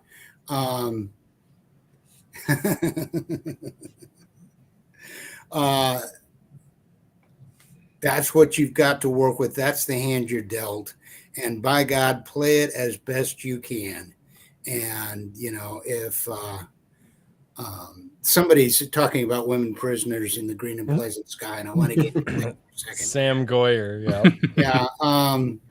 Because that's a story that's actually fits this theme that I'm talking about. Because the main character is nobody special. He's a guy that started a restaurant and ended up getting into terrible debt, was losing a lot of money, and went to bankruptcy court. And they told him, look, we will discharge your debts if you leave the planet, if you go to this farming asteroid and join in the Space Force. Pretty much, the Australia, the way they populated Australia, go to prison or, go to the colonies. And he gets there, and it's the asteroid is the space station is on the edge of ecological collapse because nobody's been maintaining it. And he works to put it back together, to get it habitable again, start producing crops again. And it's simple, hard work. Get up, do it, do the next thing. You don't get up and do it. I love that. Mm-hmm. No, that's literally that is just about my motto in life. Just do it. Well, do the next thing. Yeah, I also think that there's a now I'm not an author, obviously, but to me it seems like there's a lot more freedom with characters that are not the chosen one. You know what I mean? Like you're a little bit. Why are you obviously not an author? Able to, what now? Oh, I'm not an author. But I just his wife is. Yeah, my wife is, but I just post stuff. I've had people think that I'm an author. I just run the website. But with the I'm the author, like chosen one characters and whatnot, I think that you have a certain level of constraint and everything else, and you don't have as much freedom with the kind of traits that you can put onto these people and the faults. Do you feel like that is a contributing factor to sort of the what was it, like the boy who lived kind of thing? Is that a structural problem with those stories? I think so. Or do you think it's just a tendency? I mean, when you have characters that whether it's stated or not, but are indestructible, then it's really hard to maintain any tension, Yeah, which is another thing about series. When you've got a 16-book series about somebody, they're not going to die in the first one. Yeah. They're not going to die in, 1 through 15th 15. one, probably. Yeah, yeah probably. Even, and so it's hard to maintain a level of tension. When you've got a short story and this story is all that you will ever see of this character, anything could happen to him. Why would I want to go through the trouble of being an author when I can rule from a throne? Okay. He's giving Richard a whole bunch of crap right now. Farm boy and a trucker against an empire. Exactly. Yeah. And now another one of my unpopular but frequently stated opinions is that, The Empire Strikes Back ruined science fiction for me for years. I can see it. Granted, I mean, the time between when Star Wars came out and when The Empire Strikes Back came out was a real difficult time for me personally. My parents got divorced and my mother moved to St. Louis, and I was just really at wit's end, but also a time when I changed my, idea of science fiction. I went from being Heinlein and Clark to being Delaney and Dish, but I hated the whole, Luke, I am your father deal. I hated Yoda. I still hate Yoda. When people talk about Jar Jar Binks, that's how I feel about Yoda. A lot of fighting words here, but I like what you're saying. I like what you're saying in that Empire took the story from the farm boy going through trials and tribulations and took this ordinary person working towards something to a legacy person, right? Like Luke was no longer the farm boy. He was a part of this long legacy, a part of this destiny. And Empire did that. It was no longer. It really wasn't the story of a blue collar worker rising to the challenge anymore. It was the story of force royalty, so to speak. Yeah, right. I think it firmly moved it into soap opera.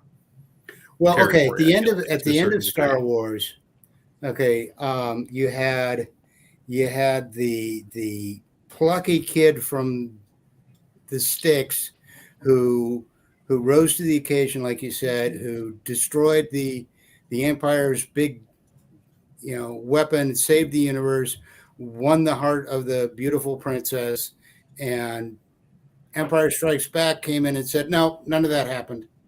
You didn't really destroy the Empire's big weapon. They're building another one. And, the beautiful space princess, is not your girlfriend. And, you did not avenge your father because your father is really the big bad guy. I mean, it's just like it changed everything about the first movie. Yeah, that's very interesting. I hadn't really considered it in that degree because I had always consumed, I consumed the first three movies. I actually saw them in theaters the first time I saw them. Well, I mean, we were already, but it was the re-release. I was not born at the time. I watched the first three on the special edition on VHS.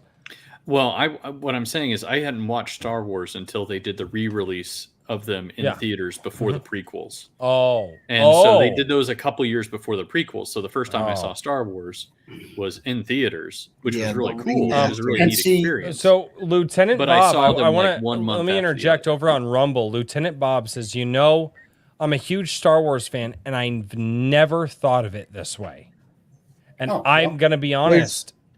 There's a slight problem with the analysis before we get too far, because it is. Oh, sir, my nerd brain's on. You better hurry the fuck up. It is stated in the first film that Luke was the son of a Jedi Knight. So it is technically an actual legacy tale. Yes, but... Yeah, but Lucas didn't have that written. Well, even if you say a Jedi, he was the son of a Jedi Knight, but they made it seem like there were a lot more of them, right? Yeah, not like, I mean, it wasn't like, it was more like being the son of, a state highway patrolman than, being the son. I don't know. I always saw it a little more like Knights of the Round Table over, average soldier guy, because because Ben did explain in the cave when he handed him the lightsaber and was explaining a little bit about the Jedi. He did say he was a great Jedi Knight, and then in Empire they just threw that whole thing out, and it was.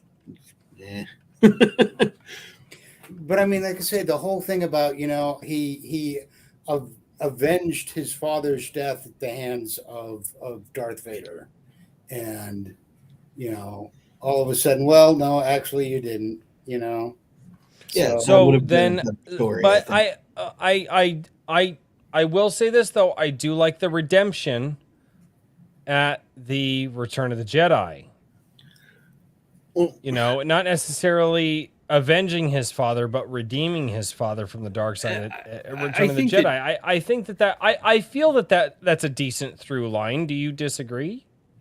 No, taking poop and making it smell somewhat better is a step up, but it's not really. Well, I think that's what the Ewoks going to go for. I don't know. I would fuck off. Ewoks are awesome. I hate you all. Yeah, Ewoks. Yeah, okay. Don't okay me. Okay, yeah. Listen. Anyway, never mind. They're very cuddly. I think that the trilogy, the first initial trilogy, in a lot of ways, I think was. I think it. I don't know. I like it, and I still think it holds up as I agree trilogy. But if you compare the first movie as a standalone to the trilogy, I definitely I see exactly what you're saying, and that's the key there. Mm-hmm. But yeah, and it's two very very different stories. One film, it would have been fine on its own, right? And see, the thing is that and part of this is an age deal, because when I saw Star Wars, and I will not call it A New Hope. When I saw Star Wars in the theater, it was brand new. There had been nothing like it. I mean, there was the opening shot of, there's the Imperial yacht there, and then the Star Destroyer just goes and goes and goes over the top of it. Nobody had ever done anything like that. The visuals, the music, the way that it all hung together was just, and that's something that I don't think, if you encountered that film when everybody was doing it, it would have that same impact. It's like I did not see The Godfather until well after. Actually, it's only been within the last 10, 15 years. And when I saw it, it didn't have the same impact on me because I'm watching it and I've seen all of these scenes before, in different movies. Yeah. Everybody has, and it's like, when you're seeing it for the first time, Halloween, everybody, it's a slasher. Well, there were no such thing as slasher movies when Halloween came out. That's true. John Carpenter did something completely new, and everybody, about how Star Wars blew apart ideas about what people wanted in SF. I mean, if you look at the blockbusters prior to that, you got like Rollerball and Soylent Green and Silent Running, and they weren't the grand sweeping spectacle that Star Wars was. And it did. It changed things. And I don't necessarily, I mean, you can always you can go back and forth. Well, what if it never come out? You know, what if, you know, the it had stayed at the earlier level. John Carpenter actually made that movie by the seat of his pants. Okay. Yeah. Well, John Carpenter is an intuitive genius. And I will go to my grave insisting that he is the greatest filmmaker of the 20th century. Wow. Yeah. And by contrast, technically, Lucas is a hack. Well, cinematography was great, but he was a meat doctor. Everything in the original trilogy were tropes taken from previous films, all mashed together in a. Well, he wanted to do Buck Rogers and couldn't get the rights. Right. And but I mean, you probably don't want me to just sit here and why not? Mad about Star Wars for the rest of the night. Why not? You're here to introduce yourself to people so they'll buy your books. Why not introduce yourself to people? Well, I'll let this is chat what may I have questions. I don't think you'll understand. I will let you go as long as you are willing to. Chat does have questions, and you might have inspired a conversation here. Oh, okay. I even had to put up a poll in the chat: did Empire ruin Star Wars? And a lot of people are against it right now, but that's okay. Yeah. But we can go to the super chats right now and turn it over to the chat and ask them questions and see how. Well, hello, Herman P. Hunter. I like you more and more. Don't I was going to say you've engaged. You've. Well, how am I supposed to ignore that? You know. Yeah. Oh God, Michael Harris, Star Wars ruined Star Wars. Oh no. It did change things. It did. And for a while there, everything was a Star Wars imitation. Oh yeah, and some of those are pretty interesting in their own bizarre.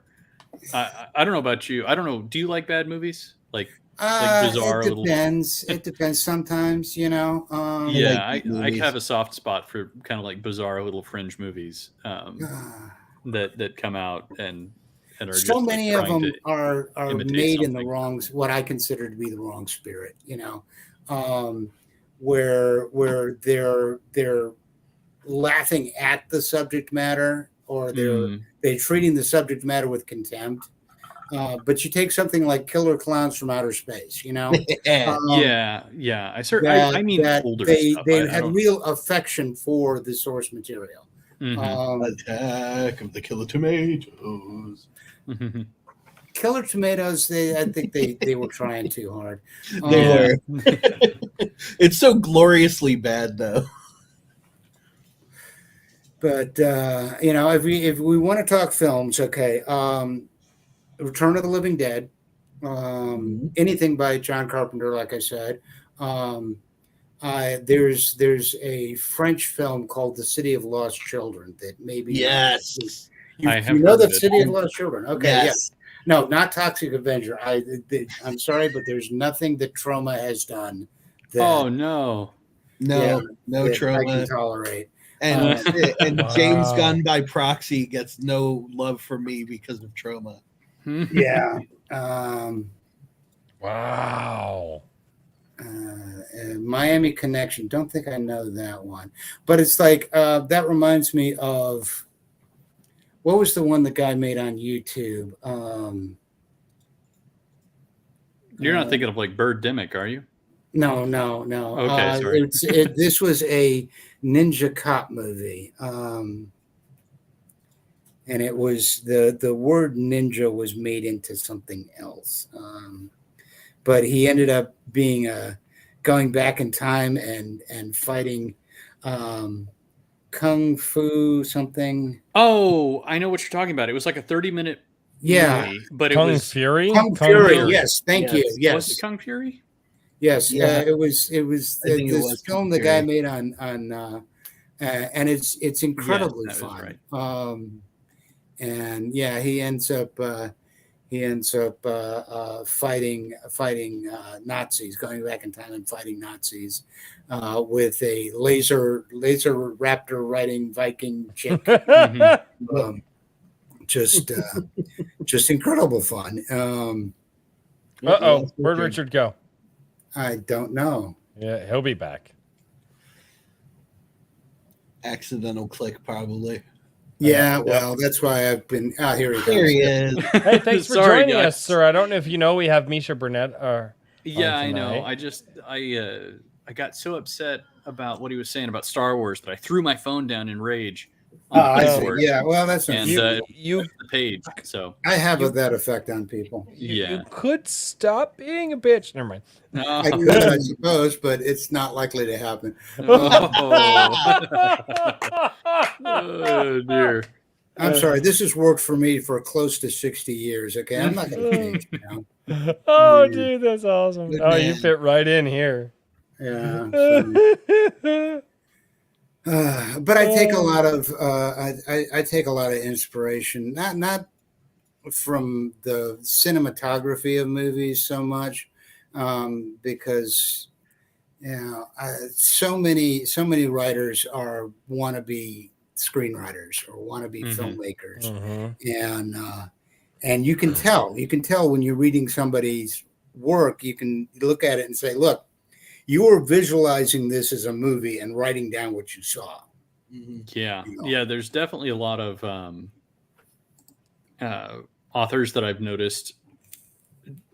I don't know. There's a couple different types of authors out there. Some are kind of like word painters. You know what I mean? Right. And then there's definitely like action people who I feel like are visualizing like action movie scenes, and so they're like very, you know what I mean, like they throw you enough to like contextualize the fight or whatever's going on. And I feel like me right in the middle. I was gonna say you're very action oriented in some of, at least in G Sedai. I mean, but that fits with the theme, right? Yeah. But anyway, what I was working my way around to is that I was talking with somebody this past week about short stories and like the adapting those two movies, and how a movie oftentimes doesn't have enough room really to fit in a whole novel.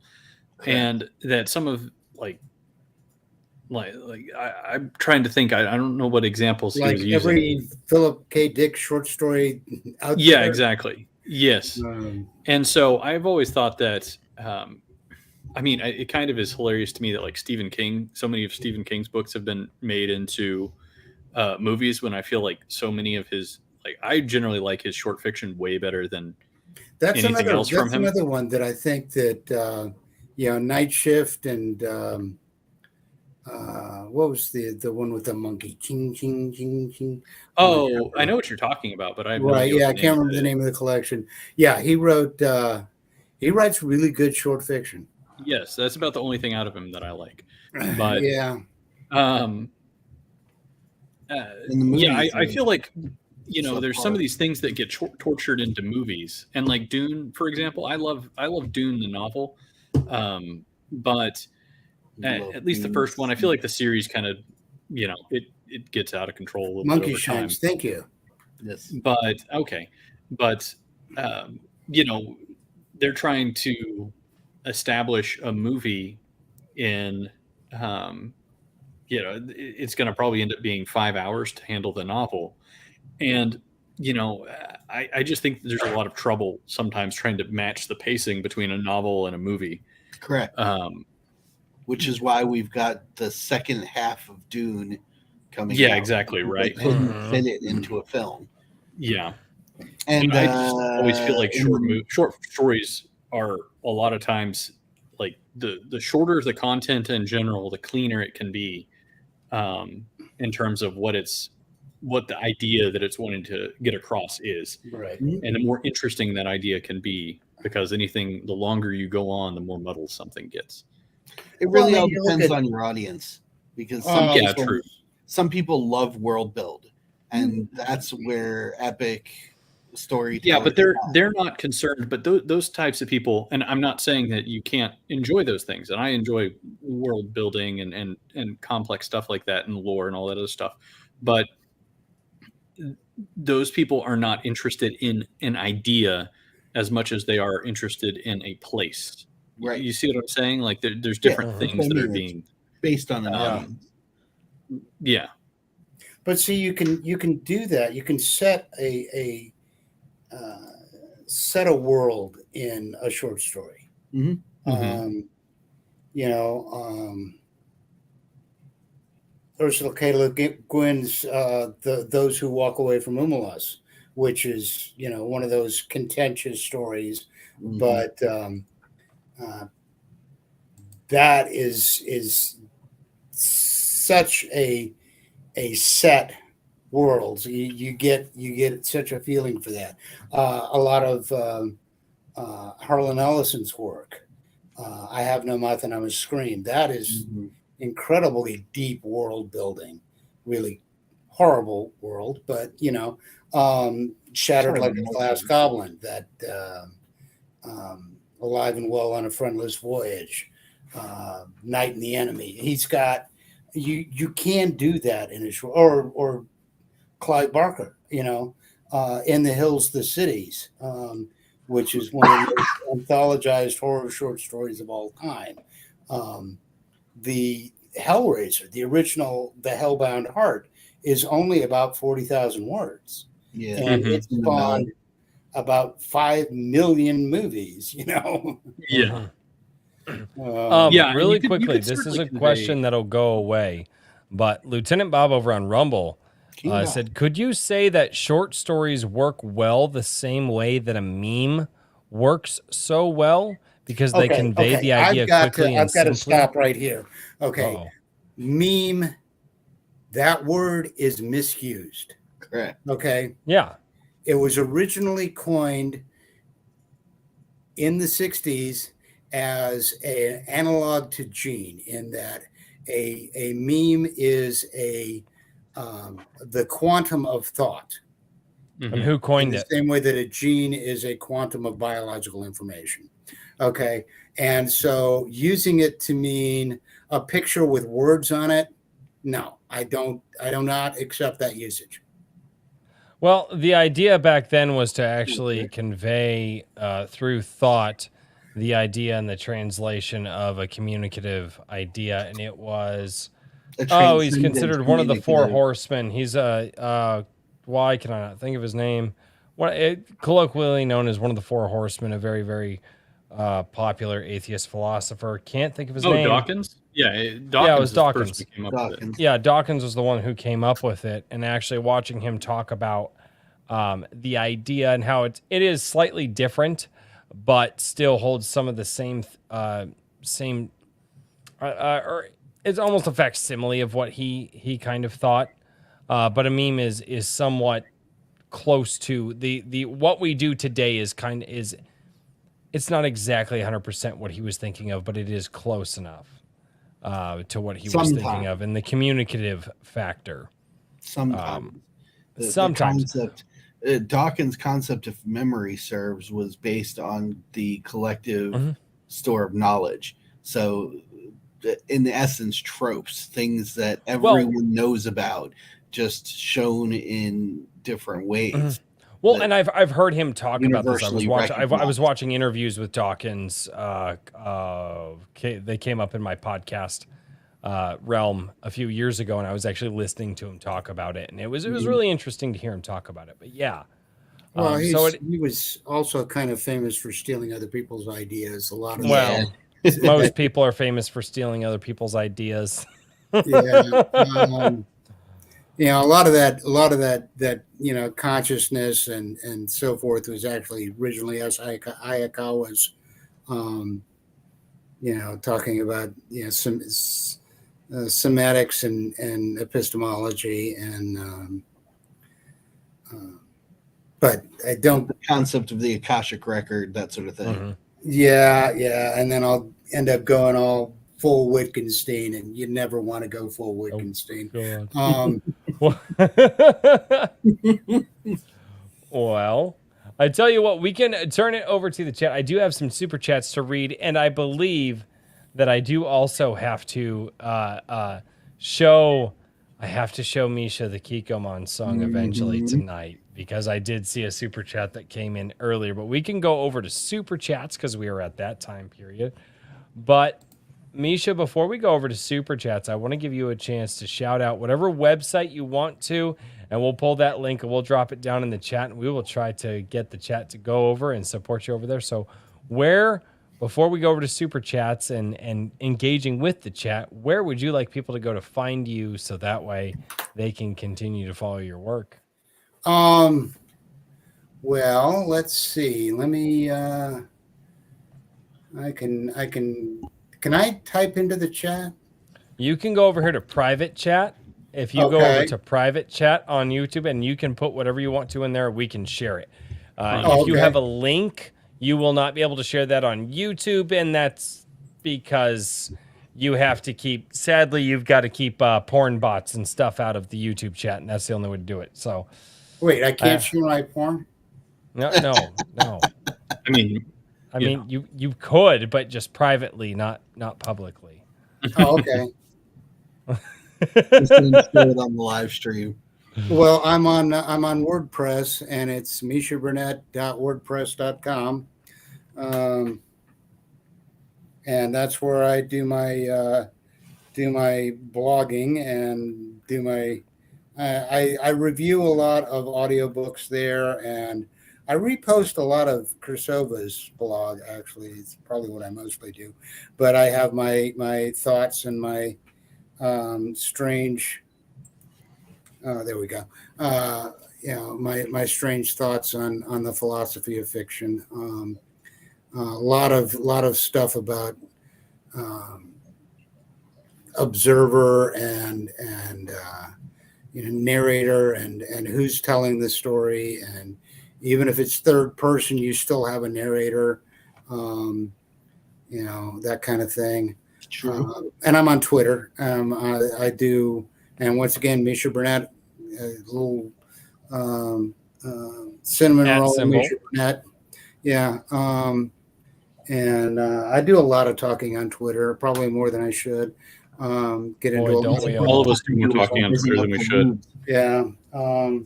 I just want to get canceled one day. I just want somebody to get really mad at me and be like, cancel this guy. And be like, ha. That's all I want to do. That's my goal. Strange flex, but okay. I want to piss people off. That's why I'm on Twitter. That's like, well, there's really only one website I've been banned from, and only one. Yeah, really, actually. But I have not been banned from any websites, and now I have to catch up to you. It's a competition.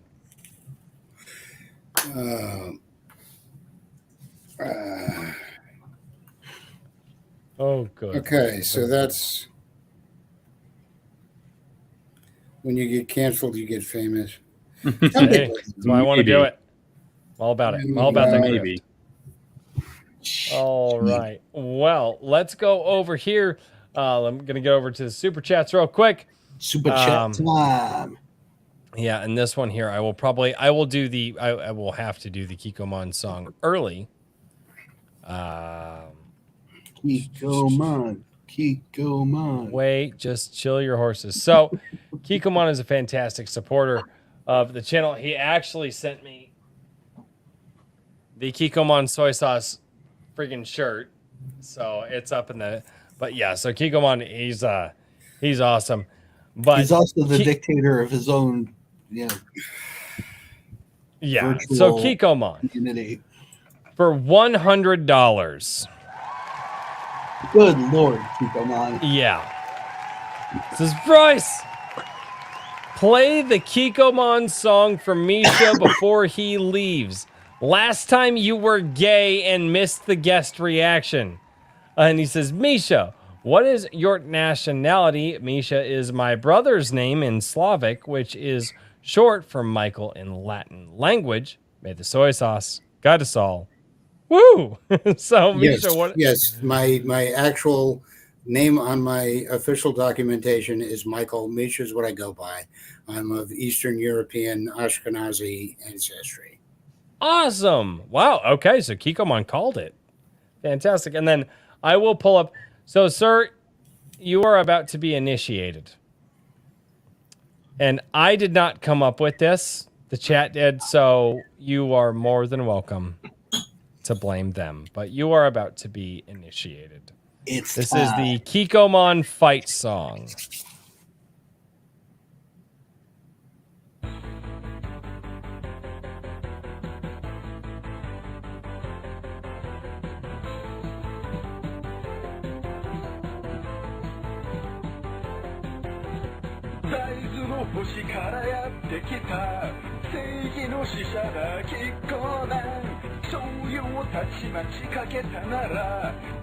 You can't see the words because our faces. Yeah, I know. We're in the way. I'll fix it.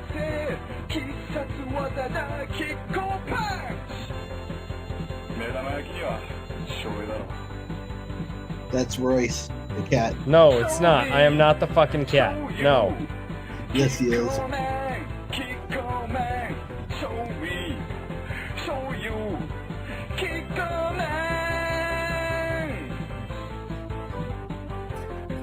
How many times have we seen this? Almost every show. About 30. Right?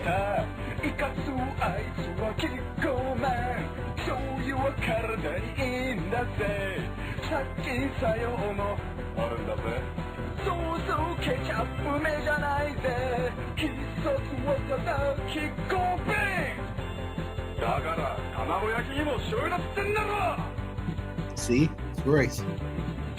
I hate you all.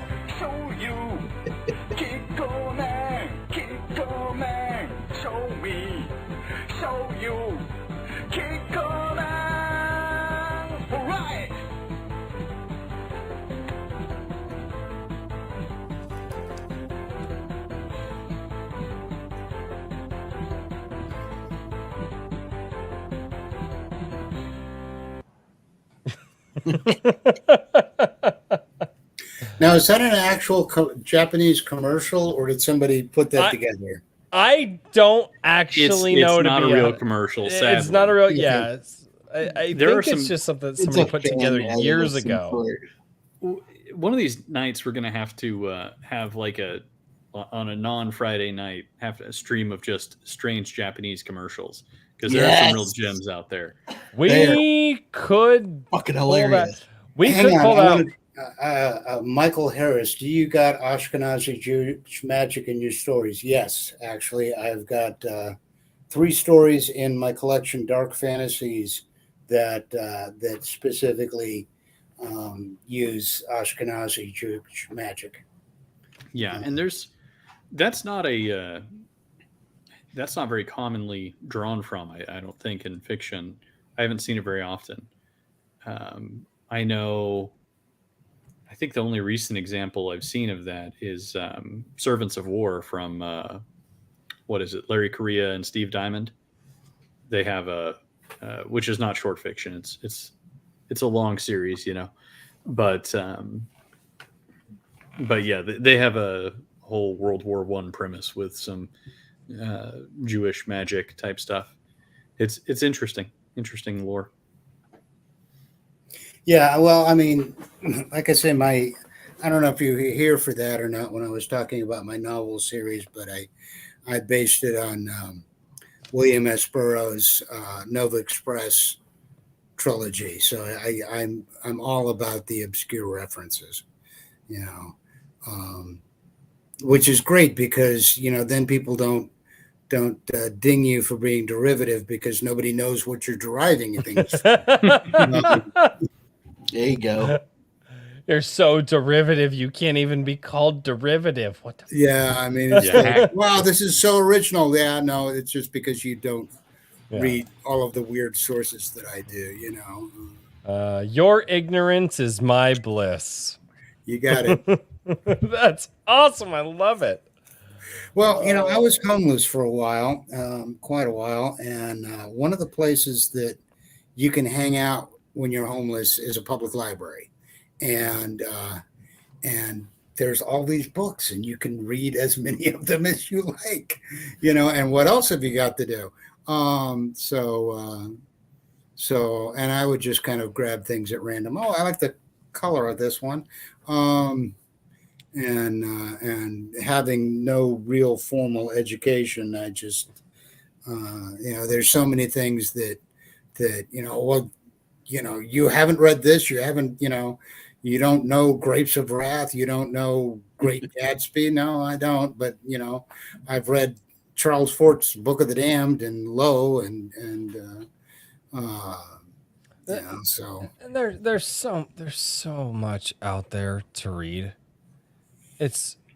I've met people who like books that I can't imagine people wouldn't have read. I've met people before, and I'm like, they're like, oh, well, what's one of your favorite books? I said, since I was a kid, one of my favorite books is Call of the Wild by Jack London. And they're like, oh, when did that come out? And I'm like, like 1914. Yeah, it was like 1908 or something like that. And I'm like, are you kidding? But people just don't know, right? But then again, people mention books to me all the time, and I'm just, I have no idea what you're talking about. And they could be new, they could be old. It doesn't matter. And that's one of the things. It's like not everybody's read all the same stuff. It'd be next to impossible. Herman P. Hunter, the Lore Forge, for $5 says, Misha, FYI, it's way more entertaining for the chat when Royce doesn't get an answer to his question. Herman P. Hunter is lying.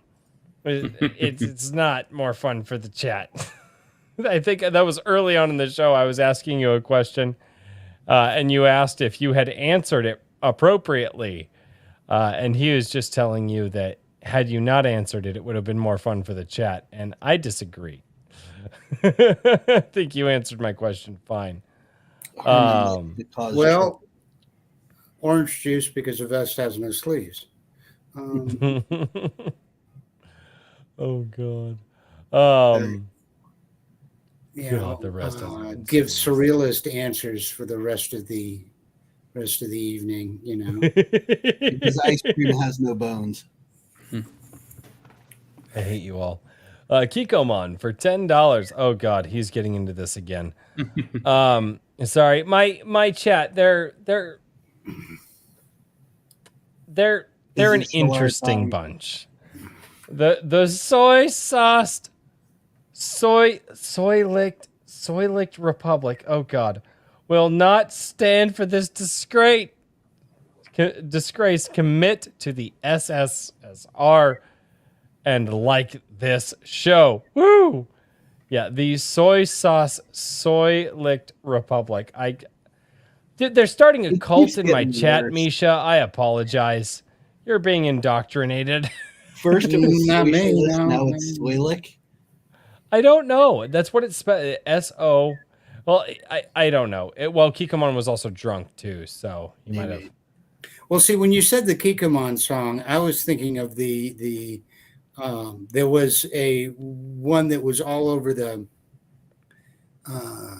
have a bit of Kikomon that was all over TV commercials. Oh God, that I remember. I could probably find it someplace.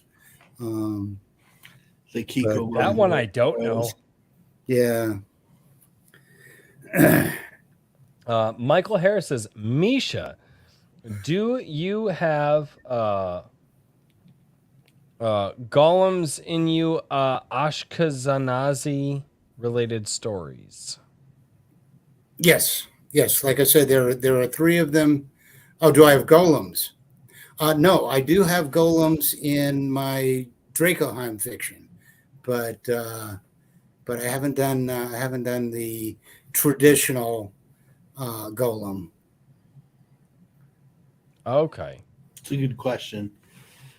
It's one of the legends of Jewish magic is the creation of golems. Right.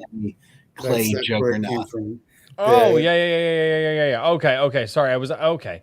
Wow, that's been we a just long spelled it time wrong.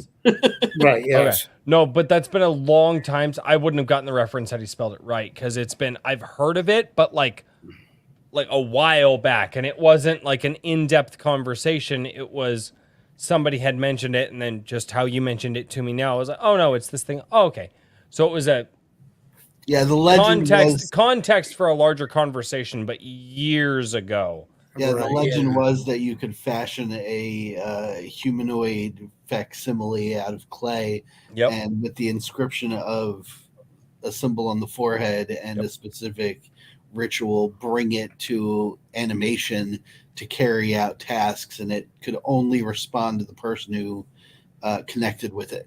It was actually constructed to save the village from the whoever was persecuting them at the time. It could have been the Cossacks. It could have been pretty much anybody, I mean, but yeah, and they constructed the golem, and the rabbi who made it ended up having to destroy it at the end because it had gotten too big and too powerful, and the word emet, which means life, was written on its forehead.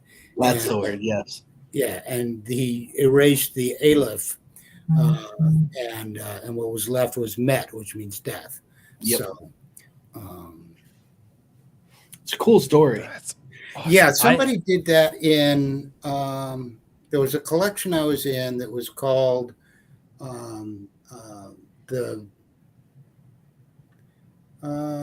Magic Shops, Yield Magic Shop, that was published by LaGrange Press, which is no longer still around. But my very first Dracoheim story was actually in that collection. But somebody wrote a golem story using the original Jewish folklore, but this was during the First World War, and the golem was created in a Jewish community in France to strengthen the line, and very, very good story. I remember that one. It's such a unique concept that it's kind of hard not to be a great story. Yeah. I mean, and then of course there's the whole D&D golem. That's what JVP just mentioned. Yeah. Similar, but not quite the same. Right. I think the thing that gets lost in translation with the D&D version is the sort of gloss over of it's just magic, whereas with the Jewish version, it was very faith-based and in a time of great need. And that's spiritual protector. The problem is with like in the D&D like just world, anytime you're playing, it's always a time of great need because that's kind of what D&D is based around. Like, yeah, it has a different feel. I get you. And D&D, regardless of what generation it is, depending on the player, it has a tendency to cheapen the classical things that we pull from, the tropes, as it were. Yeah. D&D does have depending on the player and the DMs, like you can cheapen a lot of things in D&D, and it's not, you know what I mean? Well, my Sunday night game which has been going on for like 3 years now, or Saturday night now, going on for like 3 years now, is completely off the wall and over the top. And our goal is basically if we can get the DM to snort soda through his nose a couple of times during the game, we're happy. We're not there to work through our inner trauma or become our authentic selves or any of that stuff. We're there just to blow off steam and be goofy. We do it's based around D&D, but we do a game with Black Knight. Actually, it's right here. The writer of the Star Shadow universe.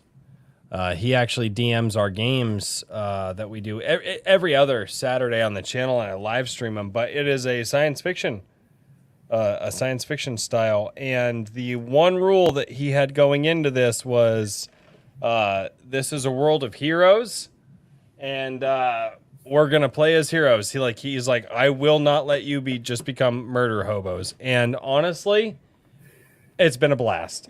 It's been a blast because it kind of forces you to stay in character, and we can't just become murder hobos because we're not even out of the first mission yet. And I'm gonna be honest with you, I would have become a murder hobo the second that I was given a chance, but I'm not allowed. And it's actually really fun. It's actually it forces you to get into it a little bit more. So that's how Black Knight's been running it. It's really. I put really a joke great. about that in Tales of Halcyon when I wrote it. The wizard goes off on a slight tangent in mid-conversation about how he disagreed with the concept of paying adventurers to clear out ruins and underground dwellings, because it was an arbitrary system of remuneration that just wasn't sustainable. Is then you just have people running around slaughtering things all the time. It's just a game. Good night, Raleigh. But I did want to point out that the dedication for Small Worlds, if you can read that, Brian, Matthew, and Rebecca, that's my D&D group. Or actually, technically, I should say it's ACKS group. That's awesome. But I have which is what games. System? ACKS. It's basically a D&D retro clone. It's very similar to original D&D. Okay. So, and just like, I don't like the second and subsequent Star Wars movies, D&D for me will always be the 3 little books in the white box, and then Greyhawk, Blackmore, Eldritch Wizardry, and of course the Arduin Grimoires, which are the coolest things ever created. Yeah. JVP says first edition. Yeah, he's talking first edition, bro. Mm-hmm. The good stuff. The good stuff, yeah. But I have several role-playing game inspired stories in Small Worlds, which is something that they're all coming from a different direction. Oh, I suppose I should shout out to Venger Satanis, the creator of Chalt and High Priest of Corthalis Publishing, because I have an official licensed Chalt short story in this collection. So, best of my knowledge, it is the first Chalt tie-in short fiction in existence. So, and then I've got another story in there about a guy who finds an old EverQuest style game on he gets an old computer out of storage, and he sees an old game, and he starts playing it, and there's still a server up, but he's the only person on the server, and then strange things start happening, and he starts encountering weird visuals in the game, and that's one that I kind of it's kind of Twilight Zone, in that I never really say what exactly is going on. And those are worth how much? More than I certainly could not afford to buy them again. That's like so many things that I have lost in my many years, Jose Hernandez. There's a couple of chats here from Jose Hernandez. One, he's just Jose. He's He's a trash talker a lot for the most part, but he has a good time. He's got a couple of things here that I just saw pop up in the chat. These are not super chats. These are just at Misha. Isaac Asimov versus Frank Herbert. Frankly, they're not Tolkien, so they can get fucked. Oh, God. I don't not say much bad for things about Herbert. any of those three, actually. Never.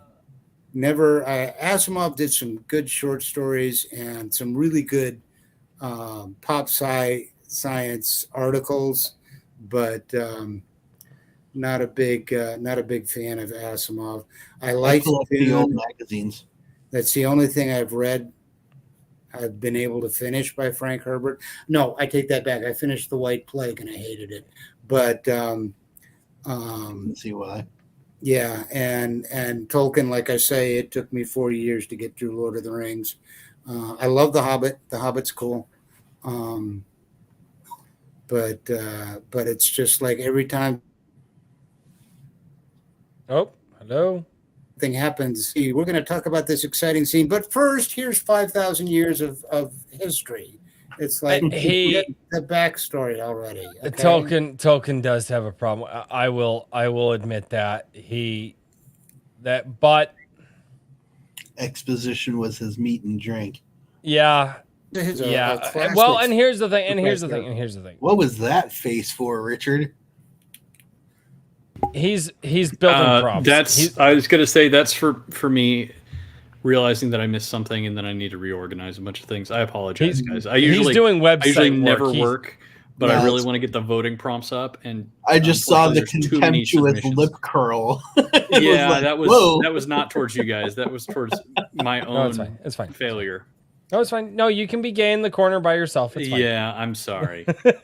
Ignore me. Throwing that word around, Royce. I always throw that word around, dude. When do I never throw that word around? Gonna come back to bite you. Really, dude? Really? It's going to already have. Jose Hernandez. Question for Misha. And he says he's got to catch a plane and get home, and then he's got to go to work early in the morning. What do you think of that word? I don't know. Asoif? The very last word there. I wonder if he meant... I don't know what that word is. Asoiaf. I wonder if that's a typo. Oh, A Sword of Ice and Fire? Oh, A Sword of Ice and Fire. Oh, that makes sense. Oh, yeah. Is that the acronym? Yeah. A Song of Ice and Fire. A Song of Ice and Fire. Yeah. Whatever. One of those S words. I have no idea what it is. The guy who wrote Game of Thrones. It's George R. R. Martin. George R. R. Right. Martin. Yeah. George R. R. never finished series. Yeah. Stories. Sand Kings is brilliant. Night Flyer is brilliant. Portraits of His Children is brilliant. I liked what was that one about the vampires? Fever Dream. Fever Dream was cool.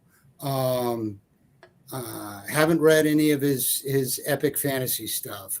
I like the stuff he did on Wild Cards. Wild Cards is still has a spot in my heart because I love the idea of a shared world. I've tried to do that with the Eldritch Earth. I've tried to do that with other things. Just the idea of a bunch of people writing stories in the same universe is just really cool. I haven't read the Armageddon Reg, but I think I'm one of about 4 people in the world who did. But I whatever that Game of Thrones series is. So sorry, I can't have an opinion. I haven't read them. That's fair to say. Yes, about vampires in the South. I mean, come on. That sounds interesting. Yeah, that's Fever Dream. It's like okay. Yeah. Not to be confused with True Blood, which was also vampires in the South. Oh yeah. Well, it starts off pre-Civil War, and it's cool. Raul One Neon. of the best last lines of a novel, but I'm not going to tell you what it is because I don't want to spoil things. What the hell? You have to read it. You blue balling motherfucker. Never mind. Sorry. So I wasn't sure if that was going to get a smile. Sometimes I got to be careful with some of the jokes because people aren't used to the blue collar. I'm a construction worker and I will talk like a construction worker. Thank you for laughing at that. Roll Neonzi for $4.99 says, what I meant is that I'll be in the Fantastic Schools book and that Misha had read my entry. Yes, we cleared that up a little earlier because I think I read what you said horribly. But thank you so much for the $4.99, Raul. Paladin Dragoon Rider for $2 says, we are aggressively supportive over here. Aggressively supportive. That's it. It's yeah. Yep. My chat is, they're here to help and you'll like it. You've heard the phrase, the beatings will continue until morale improves. For this group, it's just the beatings will some continue. Connection issues. You guys, either that or you guys are just stopping in the middle of your sentences. I'm not sure which. You've been blinking out for us too. Yeah. Sadly. I can speed through these if we're having connection issues, so that way we can wrap up because we're connection also issues. 30 mark. Yeah, well, connection issues usually only get worse. So let me speed through these real quick, and then we'll do some really quick shills for what we're working on, and then we can bounce. Because the connection issues I've noticed are just getting worse. Okay, so let's go. Wrangler for $4.20 says aggressively, which is aggressively supportive. Paladin Dragoon Rider set for $5 says, back in my day, we walked uphill both ways for our video games in the snow. And we had to fight 2 lions to get them. Oh, God. I don't know what that's in reference to. I don't remember. I saw it come in. I just don't remember. Michael Harris says, I know this was not a super chat. This was just a regular chat, but I saw it and I thought it was as when I was on one of my breaks. He says, hey there, I was a Calvinist. We have a sense of humor. It was predestined for us to have one. Yeah, the joke, they only laugh at the jokes that they were predestined to do so. Right, yeah. I saw that and I was like, okay, I've gotta save that one. I have to save that one. Paladin Dragoon Rider for $2 says, give him the boat medium style. What the fuck are you talking about? I don't know what the hell that means. And this one here, when we were talking about writing characters that are just like Joe Blow, Paladin Dragoon Rider for $2 says, what about a hero who was the B team? Right? I actually don't mind that. I've seen a couple of stories done well where the hero is the B, like the guy, he's not just like Joe Blow, but like there's the A team and then there's like the B team guys. I've actually seen a few stories play out, like actually ironically enough, one of them was believe it or not, Power Rangers when I was growing up. But it's one of the ones that I actually I noticed and I actually really liked.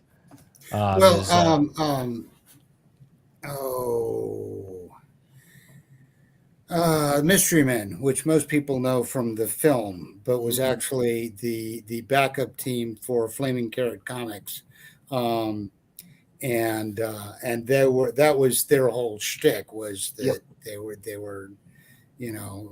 there was the Shoveler and Mr. Furious and Bondo Man, the Man of Living Bondo, which was my personal favorite. Bondo. Wait, Bondo, as in the shit you fix your car with? Exactly. Yes, Bondo. Really? Man of Living Bondo. Yes, Bondo. I need to know. All right, and we're going to Google Flaming Comics. Yeah, Flaming Carrot Comics, yes. Yeah. But I did a Champions campaign. I ran a Champions campaign once, and that was the theme was that actually the big superhero team for the city was suddenly wiped out in this alien invasion cataclysm thing, and then all of a sudden all of the bush leaguers got to step up and, okay, you're the city's heroes now. Good luck. That was fun. Yeah, everybody loves an underdog. So yeah, the B team story is the secondary hero or whatever. People tend to gravitate to those specifically because it's an underdog story. Yeah, there was a series of mystery novels set in Yellow Thread Street Station in Hong Kong. And one of the ongoing themes was that, Hong Kong doesn't have a lot of money, and they were just, scraping by with shoestrings and duct tape and trying to get by with basically no budget. And the very, very interesting twist on the mystery.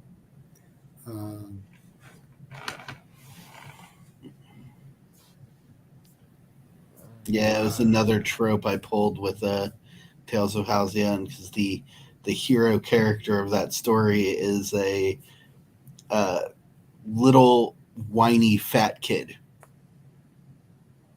roped into a epic hero's quest by a wizard who's not even sure the kid is actually the right kid. I'm down. All right. I have caught up with all of the super chats and all the questions for Misha this evening. This was an absolute blast of a conversation. And I say that because I love having blue collar guys on. You get blue collar guys on, we got stories. We've been there, we've done it, we've seen it.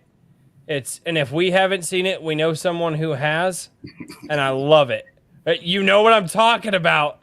Yes, you know what I'm talking. He just shakes his head like, yep. If you haven't seen it, you know someone who has. That's the life of a blue collar worker, man. Especially us, construction guys that work with our hands. I did maintenance at a university, and I've done maintenance in low income housing, and trust me, you tell stories, but oh yeah, the best stories always start with check this shit out. Dude, like the best stories that I've ever heard. Like, so I was talking with this one guy, right? And then just from there, you're just like, wait, what?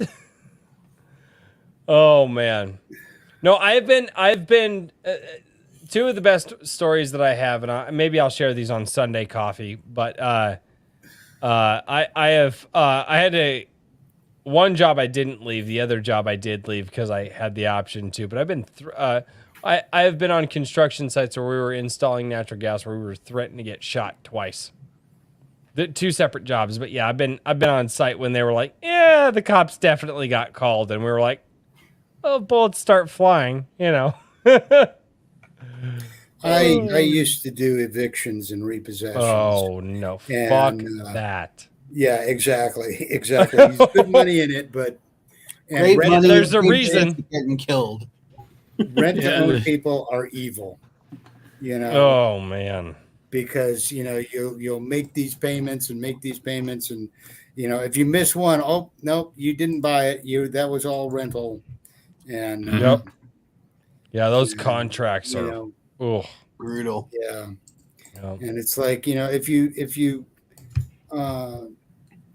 people say, I'll never use algebra after high school. Why am I learning this math stuff? You're learning that math stuff so you'll be able to look to rent-to-own contract and run out of the building. That's why. Yeah. Because, wait a second, I'm going to end up spending 6 times what this would cost if I just stuck my money in a shoebox and bought it straight out. Mm-hmm. Oh, hey, Oh, yeah. here's Butchie. There you go. There we go. Misha, do us a favor. We have reached. Oh, wait, let me go solo. Layout. Oh, no. Oh, there you go. Poor cat. Oh, he's mad at you.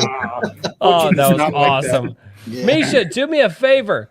Give us one more fantastic commercial preamble, whatever you want to call it. I call it shilling. I love to call it a shill. Give us the best that you can, or where we can find you and your work in the future. Well, there's my Amazon page. Sharing most of my stuff is on Cursova. Cursova has published, so you can look at them there. I'm no good at this, Over on WordPress. Should I do for Misha what I do for you, Daniel? Should I? All right. Give me just a second here, Misha. Get the announcer voice going and everything. I'll get it going. Oh God, this is somewhat embarrassing.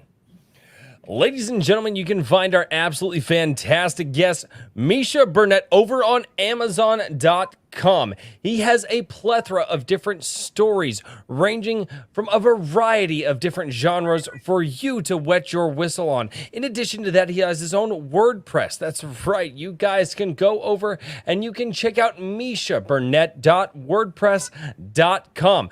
Also, don't forget to check out what he is doing over on Cursova as well, because ladies and gentlemen, the man who spreads his seed far and wide is the man who will reach the entire earth. So ladies and gentlemen, this has been Misha Burnett, and I hope you all will go and check out the fantastic stories that he has to offer.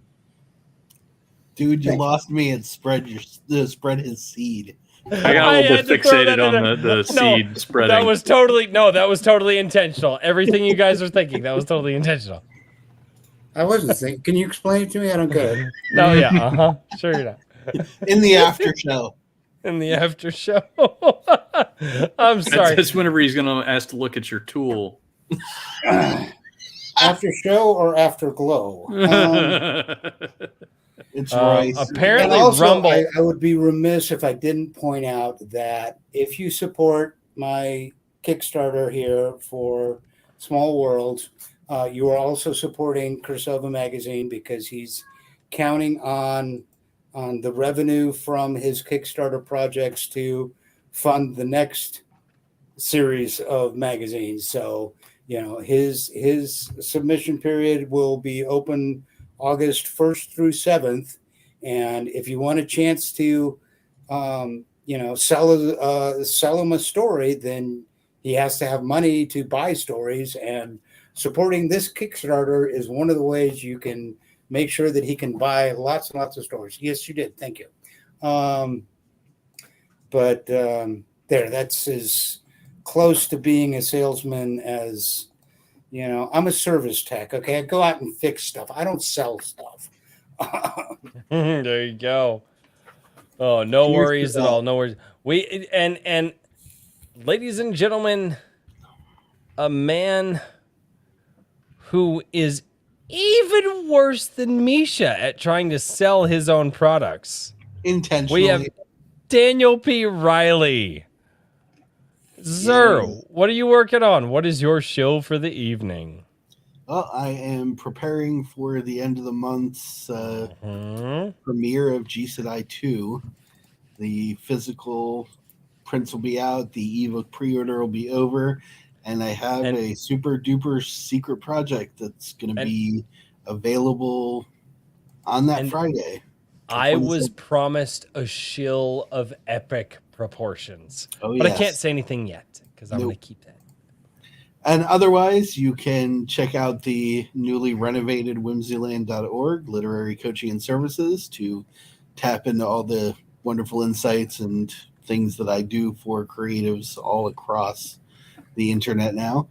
And follow me or reach out on Twitter at Mr. DP Riley. See? Yeah, boy. Richard, in between your website building, quick shout out. Where are we going to find you? IronAge.media? Is that where we're going to find you? Yes. IronAge.media. Submissions are open for Anvil issue number 2 right now.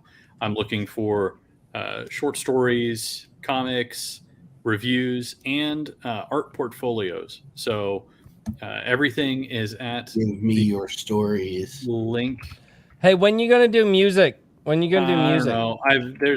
There's rumbles about that, but okay, just asking. It's one of those things where I only can do so many things at once, and that's a myth, by the way. Well, I haven't been able to prove that incorrect so far. I will continue trying to do so, though. The guy does like 5 million things a week. I'm like, I don't understand. Yeah. And also, I really wanted to try and get it updated in this last 30 minutes, but the Lunatics submitted 33 short stories in April. And I think 14 flash fiction or poetry submissions, as well as 9 image submissions. So we're going to have our first art prompt voting for Iron Age Media, which is fantastic because that's been going on for a while. And we haven't ever had enough submissions to vote on. And there's some great submissions there. So go check those out, but not right this instant. It'll be up here, I don't know, whenever the site finishes uploading, because that's taking longer and longer. So I don't know, here in half an hour. So you're currently open for short fiction submissions. I'm open for short fiction submissions for Anvil magazine. Yes. And what are your length and guidelines and that kind of stuff? Let me tell you. Let's see here. The general guidelines. Yeah, it's going to be kind of like a light horror centered on creature features or campfire tales. Now, it's not strict. Those are just guidelines. I've had some people ask how strict. I'm not going to be super strict on it. And let's see here, between 2,000 and 8,000 words, that is not a hard limit. That's just what I am looking for. If you send me something outside that, I'm willing to take a look at it, but it just gets harder. The longer something is, the harder it is to fit into the magazine. So right. Anyway, so yeah, if you have a choice between one 10,000 word story and 2 5,000 word stories, Yeah, and both of those and everything punches the same. It's a little bit easier to make that justification. The prompt submission window closes on May 20th, and I do get those. Not all of those stories, but I'm thinking probably 4 out of presumably 8 to 10 are going to be partially illustrated. So they'll be between 2 and 4 full page illustrations for each story. So that's something I'm trying to put together there. And anyway, if you have any questions, I'd love to have something from you. If not for this issue, then a future one. Yeah. Story Hack has been doing illustrations, black and white illustrations for your stories, and I think it just adds so much. It's and even if you can't do it for every single one, just that's the way the Pulps did it. Come on. Exactly. And I it was very funny because with issue number 1, I didn't initially plan on doing illustrations for the stories, or at least I had kind of toyed with the idea, but I was only going to do like maybe 1 or 2. But then initially the comic didn't work out. And so I was like, all right, I'm going to take the money I had set aside for the comic and put it into illustrations. And then I spent more money on illustrations than I meant to. And then I got a comic anyway.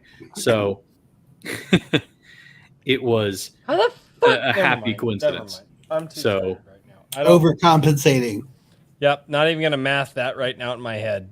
Well, I'm just saying that it was. You're an engineer. You do things weird. I get it. He doesn't do things weird. I had enough of the stories illustrated that I was like, all right, I'm going to go ahead and illustrate all of them for the first issue, because that's just how I wanted to do it. But now I'm kind of restructuring. I think I'm going to try and put a little bit more fiction in, and anyway, it doesn't matter. I'm rambling on about stuff. I'll have a great big blog post about the engineer skills actually work to his benefit on this. Oh God. Hopefully so. They do. Ladies and gentlemen, thank you so much for being here on Iron Age Nights. This has been an absolutely fantastic show. Yes. Misha Burnett, what a fantastic guest, good sir. Thank you so much for joining us. Thank you for having me. Oh, man, this was great. God, I love talking with blue-collar guys. They actually get my jokes. It's great. Like, anybody doesn't get your jokes. It just, stop it. Oh, wait, I guess I have to shill, too. Guys, 11 a.m. Central, every single Sunday, I go and I read your comments on the videos, and I chat with you guys. And I make sure to have fun with you guys. I can show up this time. Yeah, you should stop being gay. I should. Also, I am working, I have 3 video ideas. I pray to God that my wife does not have a honey-do list for me tomorrow, because I can get my Dr. Stone video done, which is going to be a video essay style video talking about some of the philosophy of Dr. Stone. I am then going to do a top 5 Iron Age, and it's going to be my top 5, not your top 5. Not what you think is best, it's me. It's my top 5. And then I'm going to do an ISOM video as well. I'm hoping to get at least one of those done this weekend. So that's my shill. And you guys are my chat. And this is Iron Age Nights. And it's been awesome. As always. See. We didn't get memed as hard tonight, thank God. Yeah, they were a little tame. It's true. Ladies and gentlemen, thank you all so much for being here on Iron Age Nights, and we will see you all next time. Cheers, everybody. Good night, everybody. Good night. Good night.